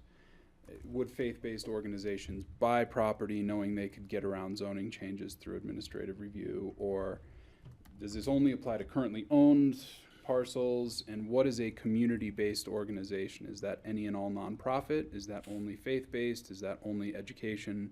There's just so many unknowns right now. It's kind of an interesting concept, but I can see that the devil's in the details in how they draft the I legislation. thought it was only churches and schools. How does locations and extent apply to an organization like one of these? Or don't they already have a certain amount of leeway to just do stuff? You know, I think if like the monastery property wanted to change its function to go full residential, I think that would require a much more in-depth process. And I just pick that out of the sky, but if it were subject only to an administrative review, I don't know how different the process would be. So it's We not. had a long debate with Rulapa, which I think is a religious, whatever, institution, land use, with the Emma Church, the Grace Church there, big time. And at that time, bringing in, what's the other one, Crossroads, is just the one that's now coming forward, which is gonna be really interesting to follow that, but. Yeah, so I think to answer your question about the Crossroads Church, I think they were trying to find a way around the county's requirement that housing be part of that project. Right. And this is kind of looking at it on the other side of that coin. Allowing them to build housing. Oh, shoot. As if they didn't already have that. They're gonna start blasting on Aspen Mountain and my dog's home alone without drugs on board. I wouldn't be inclined to encourage something that made it easier for churches to bypass policies and land use codes, that's for sure. It's federal law. It'll be interesting to see how that unfolds. I have not seen draft legislation on that yet either. Just to start something for you, one of the contacts on that piece of legislation, or that one pager, is Eleni from the governor's office. So that tells me there's a good chance we will see a sponsor and we'll see a bill about this to whatever degree. I have a bigger question about the next one. What in the heck is gender-based violence renter protections? Patty, I have no idea. Kelly, do you know anything about I that? don't know anything about this. I one. just thought that was interesting. Yeah, I apologize. I don't know what that means. You don't know all 300 of these items? Not yet. I think there's more than that. Oh, Jeffrey, go ahead. I mean, going back to Yigby, I mean, again, I think if we were formulating a county view, it would be the existing location and extent, conformance with the master plan would be our preferred route rather than just administrative review, period. And it's proven successful over years because we get so much community impact and, you know, input through that process. And in our case, it's generally government to government review, you know, whether that's Emma Farm, you know, or Aspen Fire Protection District. So we like the way it's working. This feels like more preemption. It does. So just, I would say I'd flag that and say, yeah. Done. We as a county have probably a pretty strong view on that. Where do you want to go next? Well, I don't know that we need to get through all of the different sort of subcommittee. They've got Health and Human Services and Public Health and some other things for the sake of time. I don't know that we have anything significant there other than budget defense. And I just let the board know that I'm already working with Public Health and Human Services to establish some priorities about what would be most important to advocate for keeping in terms of funding. So that'll just be evolving as the session goes and we hear about where funding cuts are being discussed and we can kind of advocate further then. Great. Oh boy. Are we moving off CAF? Or, Unless there's something else on that list on CCAT? yeah, I do have a question on the local funding for vulnerable road user protection. Yeah, you'll see that pop up a couple different times. So CC4CA is also in support of that, as well as CAST, and it was a bill that was referred by the Interim Transportation Committee. So that's similar to what we saw last year. That's basically an optional opt-in county program where we can assess fees at registration for vehicles based on weight and maybe size. And those funds go to the ability to pay for things like bike paths and safer pedestrian crossings and some local transit options. And so it's an opt-in program that we can consider if we're looking to get more funding for road projects for things like bike lanes. I think and we might want to pedestrian look at walkways. that one, especially the definition of a vulnerable road. I think it's the user who's vulnerable, not the road. How about people in little cars They're vulnerable. that the big pickup trucks could just drive right over the top of them? Or it's, no, I think they're talking. So I would consider the little cars vulnerable. I think they're talking about people like John Peacock riding his bike on a road. But, I agree. Oh, there's, I or think bike the trail. idea I'm is gonna go to, on to CCI, is that okay? Yeah. One of the ones? Yep. So well, there's a county courthouse funding, but then after that is the increase the cap of county lodging tax from 2% to 6%. And amend the current statute to allow counties to seek voter approval on tax increase. but I think that is Has just some- to, Let's put out another tax thing for the voters. I think that's to get counties in line with municipalities and how they can charge that lodging tax. So that was just a way for counties to say to level the playing field, so we're coming from the same place as the munis. And how many lodges do we have in Pickens County? Not 2 many. or 3, 4? Yeah, I do think there are some other counties that would like It to. really- like yeah. Topanga or, Right, spread out. I hear a lot of talk at COG about Yeah. the monies that come in from lodging taxes, but Wouldn't, yeah. Yeah, we have a few hundred rooms at the Inn at Aspen and maybe some places like the Redstone Inn, Redstone. aside from that. We've talked about EV charging station and gas tax collection. I know, Greg, you'd heard some different discussions about that. Have you heard Right. how other places have navigated this space? I was on an early call, that was a long time ago. I'm trying to remember the gist of it. And it was put forth by a commissioner somewhere on the far eastern plains who was angry about windmills being and he was trying to get back at electric vehicles. But the fact is, we've had, for the entire year, 22% of the vehicles purchased are electric. And so really, I think it's time that they start paying highway user taxes. It had to start at some point, and it's probably time. And so I would probably, I'd love to learn more about it. I'd be inclined to support it. I think we should follow it. Because we're losing gas tax to help with our roads across the state, so. Plus we have one of the 3rd lowest gas tax in the country, if not the lowest. Yeah, I think EVs also tend to weigh more than Yep. gasoline Sure, they weigh vehicles more than too, other doing cars. more Yeah. damage. Oh, they're at risk, what's that other? They're vulnerable. Vulnerable road user. Anybody in front of them is vulnerable. Steve, Then did you have a? there's SAF bill. Yeah, I saw the SAF bill. I Yep. was just thinking how it's the heavy trucks that all run on diesel that are the ones that really beat up our roads.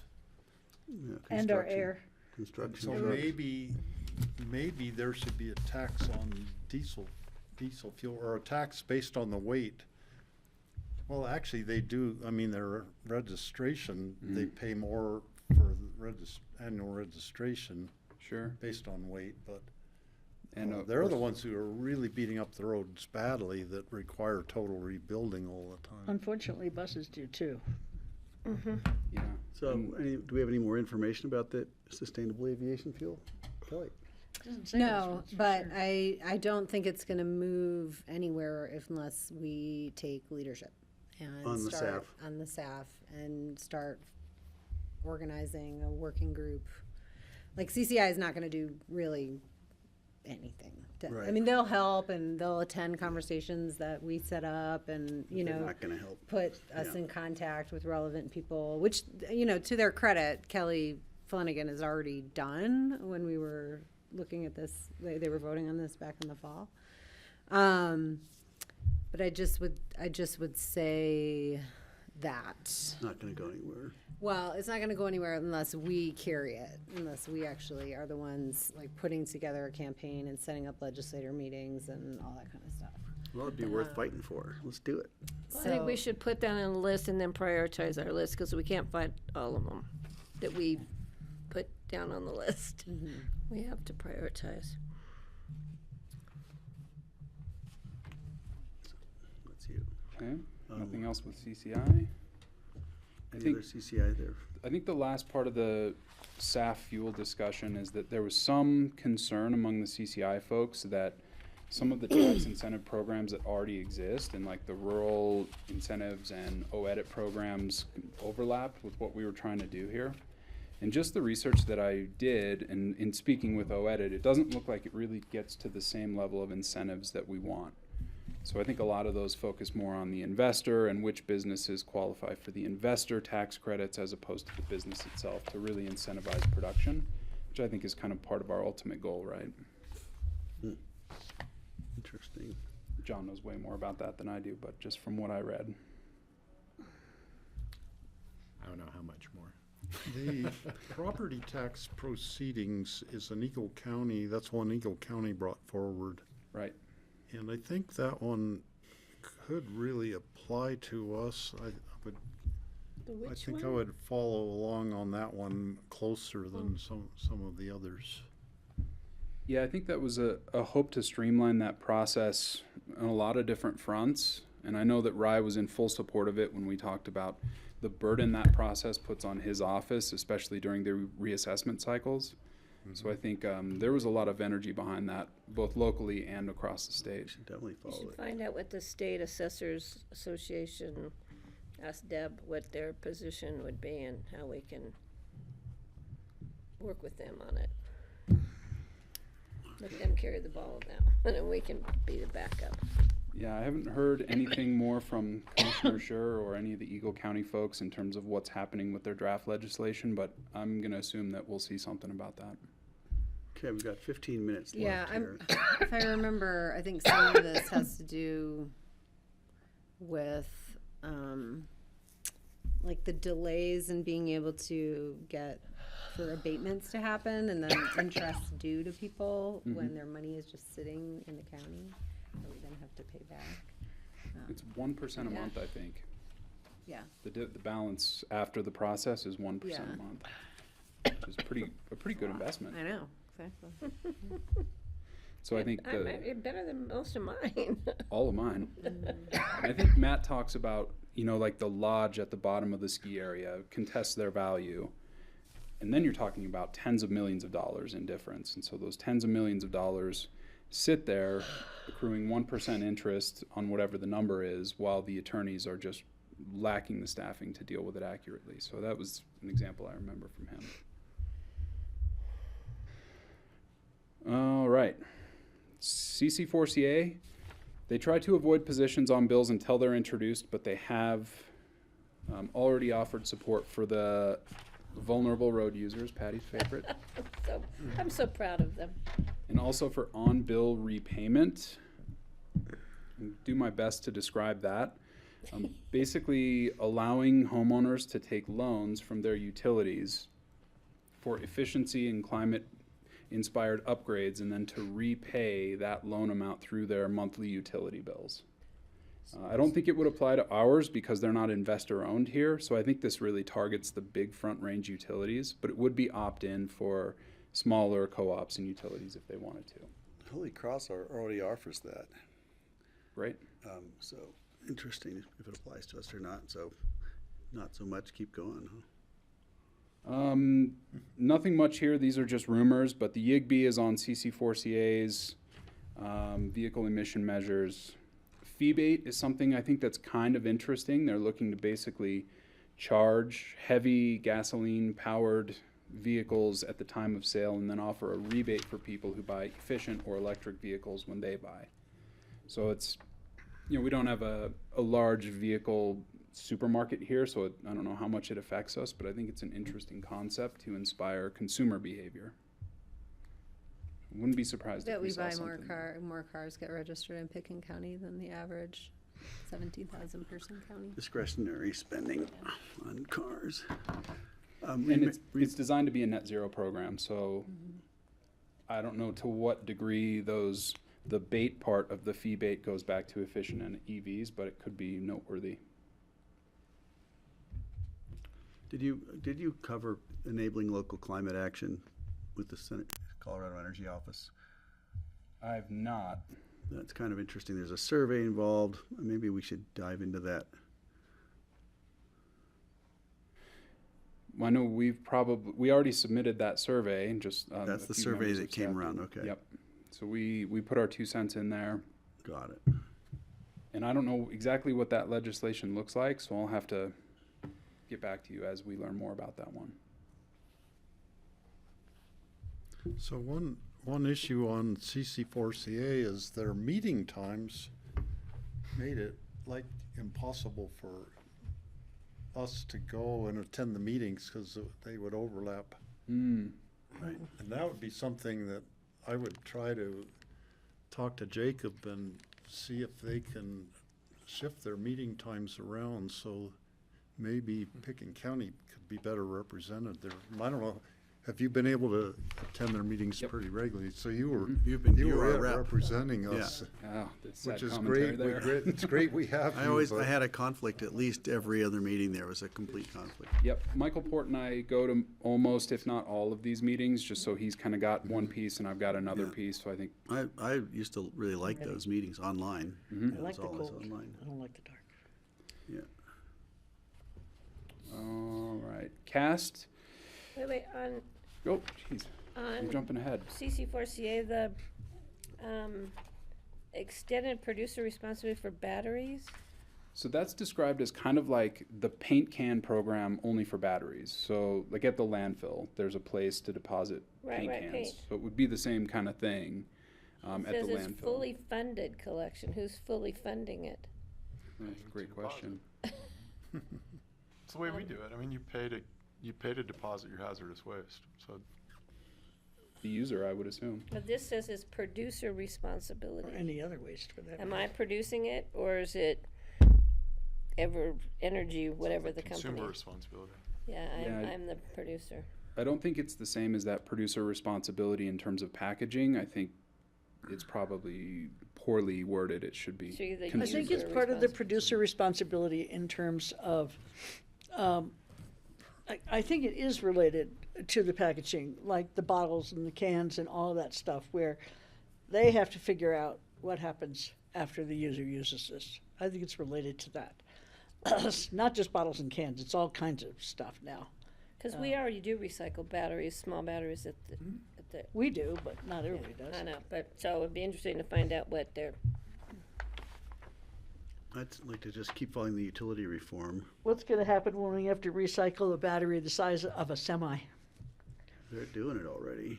We're not recycling it yet. No, there are companies that are, that's their I business just model. want to know who this Representative Bozenecker is, who's doing the Vulnerable Road thing. I'm following that one. I don't care about any of Used it. to be a county commissioner. Oh, really? Okay. All right. Anything else on CC4CA? Thank you for following it. Got. Okay, cast. We've got 7 minutes to get through this. I'll talk fast. They haven't really taken any formal positions on existing or draft legislation. These are just kind of concepts.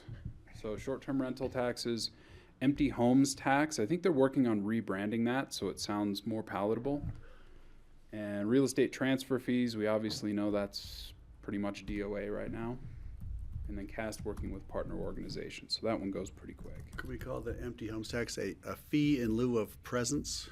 Ooh, we'll make notes. We had some polls out there trying to. What's the acronym? Is it as good as the one about God in my backyard? Fee in lieu of FELOP. Yeah, and where was who's being sued for the empty home? Was it California, San Francisco? Somebody's trying to do a. I heard something about that, but I don't know. Sounds like California. There might be one in the east too. Yeah, interesting. I don't know how you, but that's an interesting concept, but I don't just know how you would apply it. And I think it's local jurisdiction, so it's framed as being local authority. So we could do it here, and they wouldn't have to do it in Eagle. Or Like my dog lives in the house year round. I have plants. Better for me. Lemons. Right. A concept I wanted to just introduce. I know a few of the other counties, Larimer, Boulder, have a staff person registered as a lobbyist with the Secretary of State. And I don't know that we've ever done that, but I think it has a couple opportunities for us to register positions that we either would like to further support our member organizations or make it known that maybe we don't support what a CCI or somebody else might. And then it can also afford some opportunities for you all to give staff direction to reach out directly to some of these covered officials, basically legislators. So I don't know if it's anything that you all are interested in, but I think it could be interesting to kind of make our positions known and maybe enable some outreach. So just an idea I would throw out.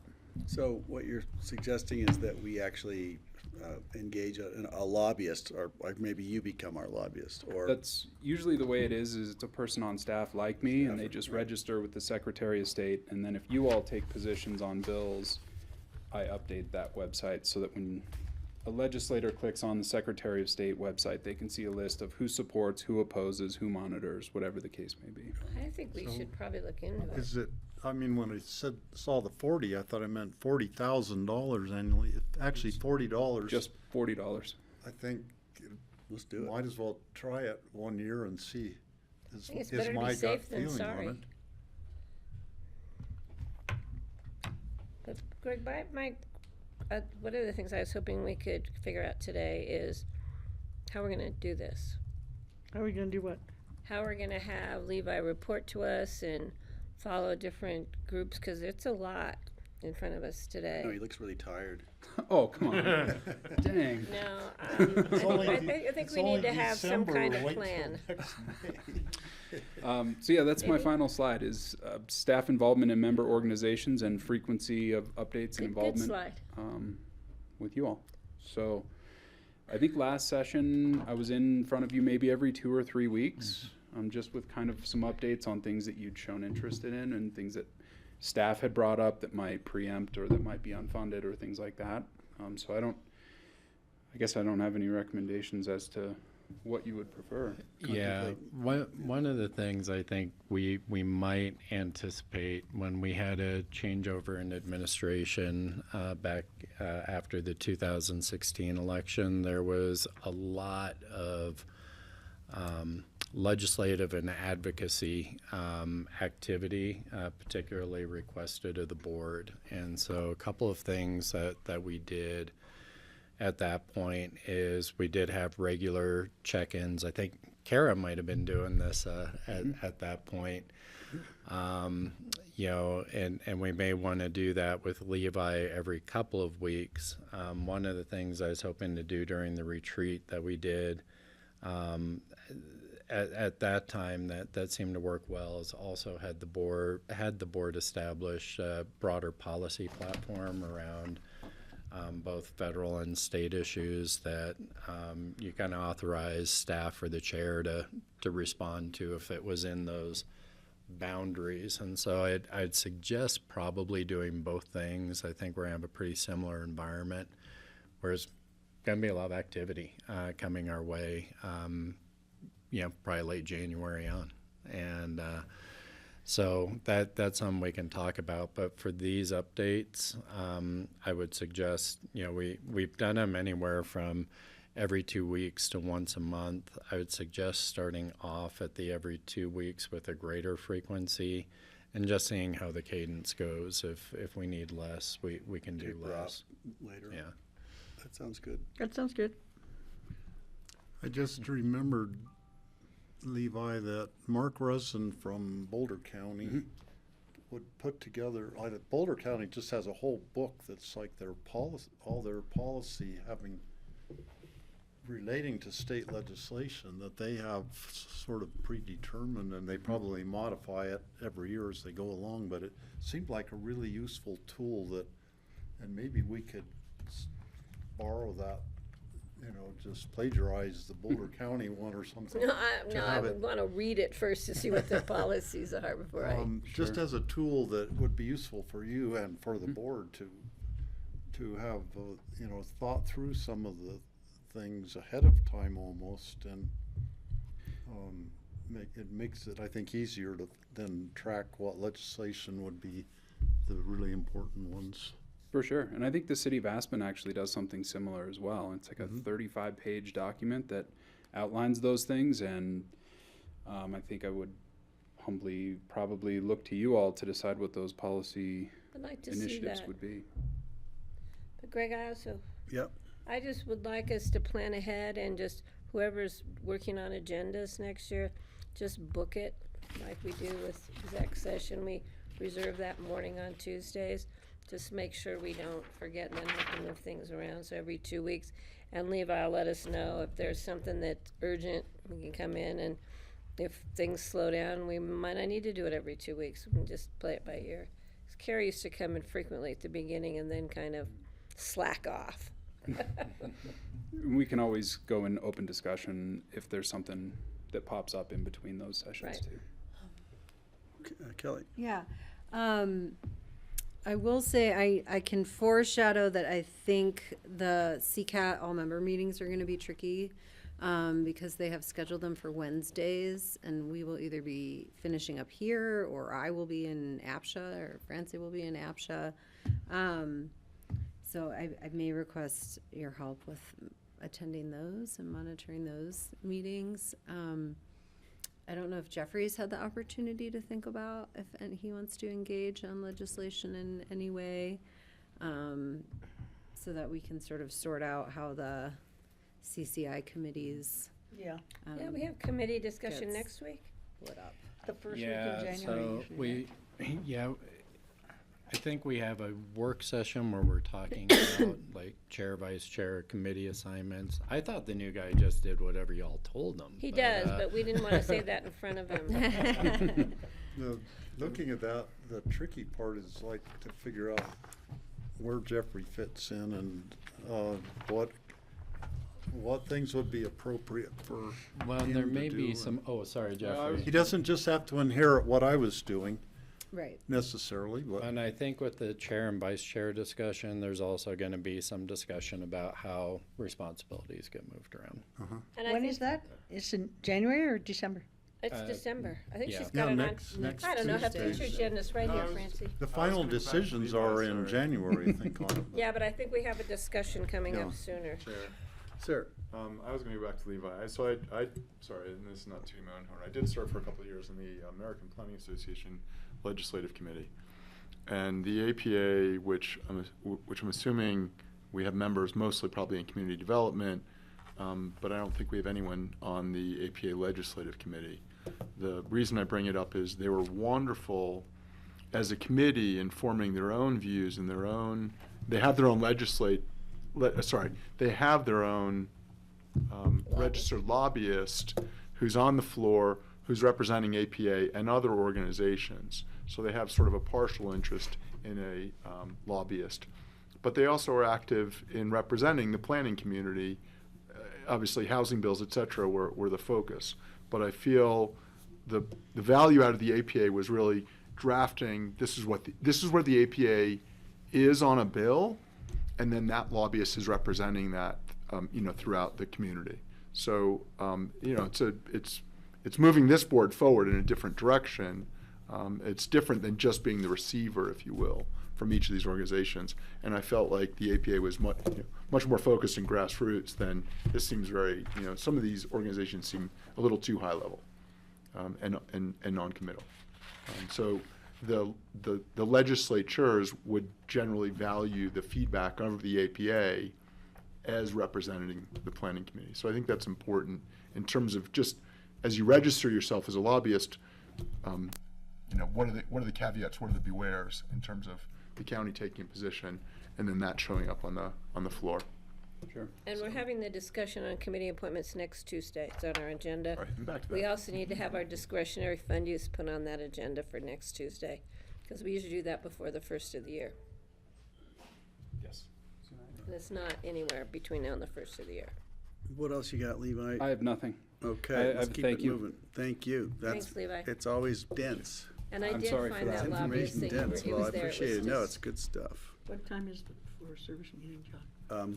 Because she's been wanting to hear this. We want to go to future agenda calendar review.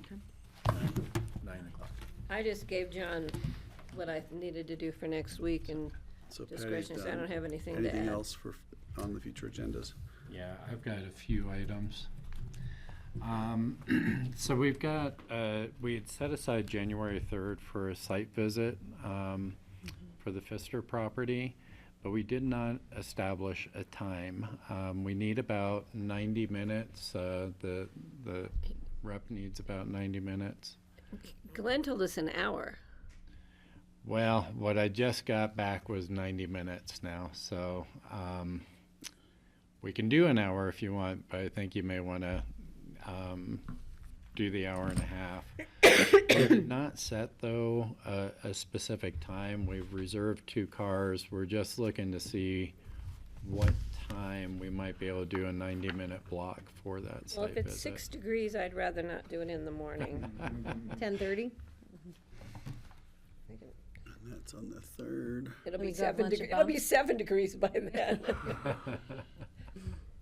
How about, what is, after, can we do it at 2:30 in the afternoon or 3? I can't. You I have can't. to get kids. When do you pick up your kids on that Friday? Pick them up at 3:30. 10:30 to noon. So we could do it at 1 and you could Would be. be in We should by just meet at the 2:30. at Buttermilk parking lot. Do we want to do 1 o'clock or do we want to do early? 1:30 to 3. 1:30? I got lost. What are we talking about?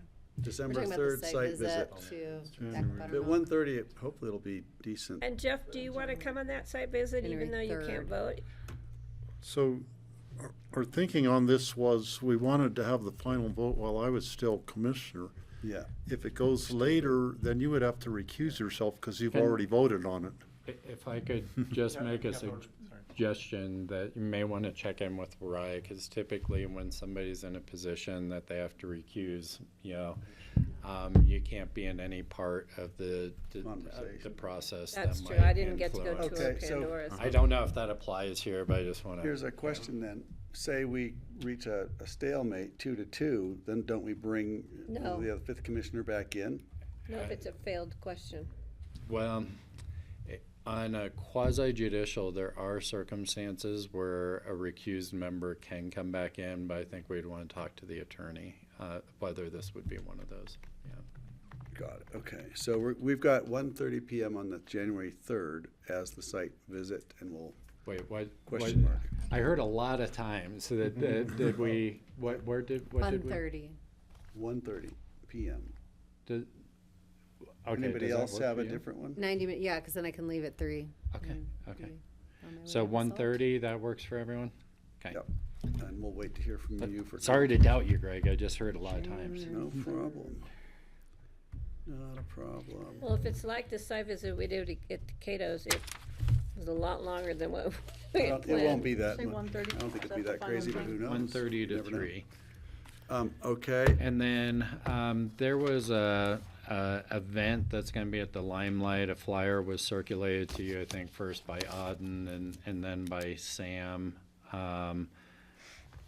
I'm trying to remember who's speaking, but it's on Zan recycling Jones. and such. Wasn't it? It's Zan Jones, and she's talking about the plastic recycling issues, Thank you. and I wish I could go. It's, when yeah, is it? It's Limelight on Thursday, December 12th. I don't have the time right in front The of me. same time as the Acro Winter School opening. Yeah, and we did not notice it per se, so we just wanted to Liquor. see if we had more than two commissioners that were planning on going. I won't but be going to doesn't that. I'll sound be like going that. to the. We'll be winter in school. Washington.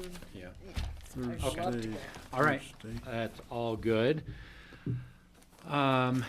Eagle County, we're still waiting to see from the board whether January 28th or February 4th was a better time for a joint meeting. They're willing to come up here or meet us in Basalt or El Jebel at their facility. Depends on what's on our agenda that day.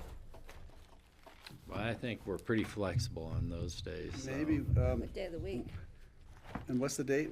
Did you have? It's the 28th or the 4th. Let me double check. January, February, or January and the 4th. I'm gonna propose we meet down Is that X there. Games? Is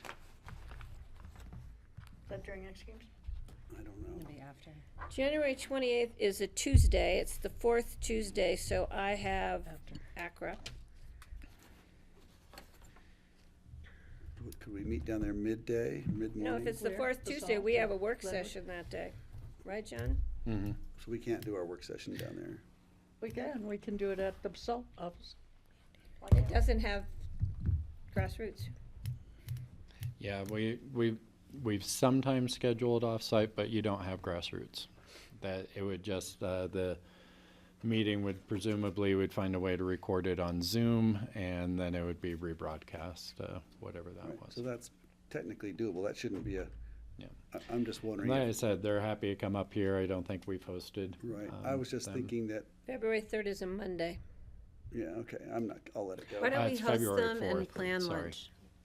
On a day that we don't have a meeting, so we can be wherever. On February 3rd. Well, I'm sorry. It was February 4th. That's a Tuesday. That's they're both Tuesdays. Yeah, I think those are meeting They're both days for work them days. too. So Got it, okay. I was contemplating a site visit to. we could 3 I think we've got some flexibility in those schedules now, though, that if we wanted to have lunch and a little bit of informal time, we plan 90 minutes. And if you don't care which one of those days, since we're going to be here anyway, Doesn't matter. we'll choose the one with the lightest agenda. And they'll come make sure here? there's time. Or Yeah, Sure, they're let's willing have- to come let's- here. Might as well have them come here, why not? I'm That'll fine. be Kelly's Okay. decision. Zach, Tuesday, the 28th, I'll be at Accra till 10:30ish. I thought they were on till Thursday. 10:30ish. Tuesday, they're Yeah, the that's what she last does. Tuesday of every Yeah. month. But Oh. if we did a lunch patty, that'd probably work for you. Yeah. Okay. Got it. I can always We'll escape. just go with the lightest agenda and contact them, and they are still planning their ski day in March. We don't have the date yet. but They wanna go that'll to come. Snowmass. As long as you can use the gondola, I'll join them for lunch, or I'll reserve the table at the bottom like I always do. I know folks are trying to get out of here. So for our trip to DC, the FAA with all the changeover, we're going to be meeting with Department of Transportation or delegation and such, but not the FAA. But they did propose a virtual meeting that would open it up for more board members. Their availability right now is December 20th from 2 to 2:45. That's Eastern time, so that's noon. Right, noon to 12:45. Oh, I thought you said they couldn't. They can't while we're out a there. They're virtual meeting proposing on a the December 20th. 20th, which would open it up to more board members Virtual. if folks are available. I'm on available on, Yeah, I right guess now. I'm that's- How are the I'm goals available. different? If they're all like on their way out. So Staff people aren't. right now, Just curious. I think there would be some tactical issues around following up on the ALP approval. So what we'd be looking for is some of the permanent civil service who are going to be there. So we're talking about a Zoom meeting with them. Correct. I'll So do I that. just want to throw that out there. We can see Sure. who's available and post it. That's That all I sounds have fine. on future agendas. Even though they won't be leaving, they don't want to schedule an interview, a meeting. Well, it takes time off our. we So, can go John, have when lunch. you say turnover, what do you mean by turnover with the? So a lot of the political appointees in all the agencies are likely going to be changing with the They'll new be gone. administration. Either on their own decision or not. Yeah. So, Right. so does it make any sense I mean, it took them to, forever to get anyone is in it there anyway. worthwhile so- meeting with the ones who are leaving anyhow? It depends on the timing, right? And what our ask is. So for the transportation funding, which is the purpose of what we're going out for, absolutely. Because we're looking to see if we can leverage those dollars going out the door. For the longer term, it really makes more sense to me with permanent civil service, as high as you can get. So, Right. could I bring up the letter to the Forest Service about seasonal worker employment? Gary Tenenbaum already wrote one, and I mentioned that to Matt from Michael Bennett's office at the Northwest COG meeting. He said still having one come from the board. I had a whole bunch of information I got to Gary because they had a lot in our packet for the COG meeting, really good information about this issue. So do we want to just take Gary's letter, redraft it, and have it come from the board? They would still like us to submit something so it's in the record in Washington. Sure. So John, I'll give you Yeah, this too. we can do that. And just so the board knows, we are getting 30 minutes with the Forest Service to talk about the same issues while we're out there in So if we DC. can get that letter by tomorrow morning at airport time. Gary's doing talking points for us based on the Okay, letter do you Patty need sold me. this? I don't can need that. also I'll get thank from them Gary. for all of their You already have his letter? support for our I'll wild get, and I'll scenic. have him send it to Charlotte You can have electronic. It won't be the local guys. Well, electronic. That's okay, but they've sent national staff that have come and presented to our subcommittee. One more open discussion. It's really good. On Friday, there's a Zoom call on the Roaring Fork Safe Passages, which this email just came out of nowhere from Julia Kinch, sort of in the middle of the whole process, but Greg has attended the meetings before. I don't know if anybody else is planning on going, but we didn't notice it, so no more than two of us could go anyhow. Friday. It's Friday morning at nine we'll to be done. 10:30, so you're gonna be in Washington and, but are you planning? I'm not going. I'm working. And I don't know, Greg, would it be No, worth it's my day having off. one of us there as commissioner? You know, I don't know if it's necessary at this point. It's all pretty preliminary, but if you wanted to be there, please go. You know, why not? Is anybody going Jeffrey, to the I'd love Wolf it if meeting Jeffrey on the thought, 19th? Jeffrey could go, and you and Jeffrey could both go. And the 19th. Jeffrey, if you You want to wanna go to that notice safe that? 'Cause I'm passages gonna thing, try that and might be a maybe go good to that. thing. And you and Steve could go, it wouldn't be a, Do you have the info? Sorry, I'm happy to. it's I online. don't actually. I was looking for that. Francie, do you online. have the info That'd on be a the good meeting? one. We just got it, about the Wolf reintroduction meeting at the It's library. It's an interesting restructure of what CPW was planning for a producer reducing conflict class, basically, you know, aimed at livestock producers. But when Matt Yamashita and Gary and Liza and a couple of other CPW agents and I met, we thought it wasn't, we don't need another producers meeting up in Aspen. There just aren't that many producers, and we've had meetings in Salt and Glenwood, Carbondale. And so Gary and Liza have redesigned it to be more, they're hoping to get their emergency responders, all the emergency responders to attend, so that if somebody sights a wolf or something happens and they call somebody besides CPW, people will know how to respond. And also just to give them information on general behaviors when you have wolf in the vicinity, and they're hoping to get some general John, you want me to public there. send it to you? And That I would be forget what awesome. time Thanks. it is. Yeah. You got it? No, I don't have it. Okay, I had this piece of paper with the BoCC discretionary fund. Did somebody talk about that when I wasn't here Charlotte brought it in and said this would be more important.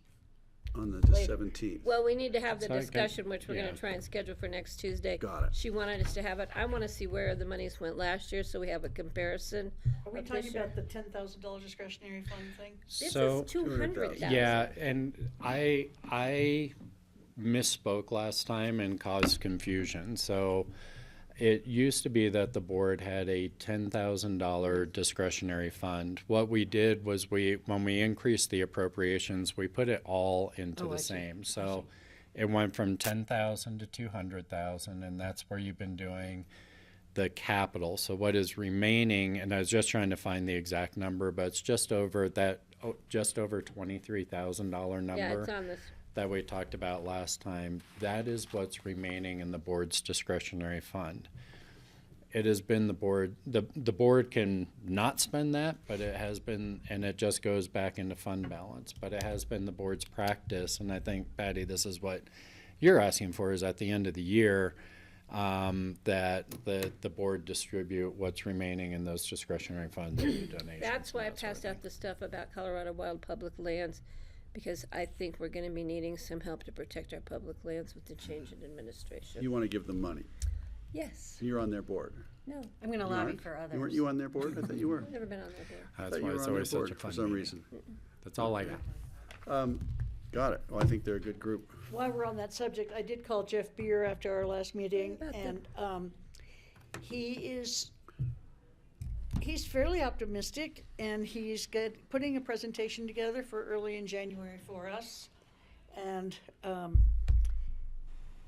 they have a little bit of time pressure, so I said, well, you should contact probably John or somebody to get on the schedule, since I don't know. So anyway, Jeff's working on that, and he's going to bring it done. This is not for the building in Redstone. That's the old building that they want to make a museum. And he was excited that we're still interested, so we'll be seeing him. Great, thank you. Anything else for? And I hope we don't make him wait until the following January to make the decision until we've heard from 20 other people. Board open discussion, any other further board open discussion? Thank you for following up on that. If none, we can adjourn. We don't have to Thank you. vote on that one.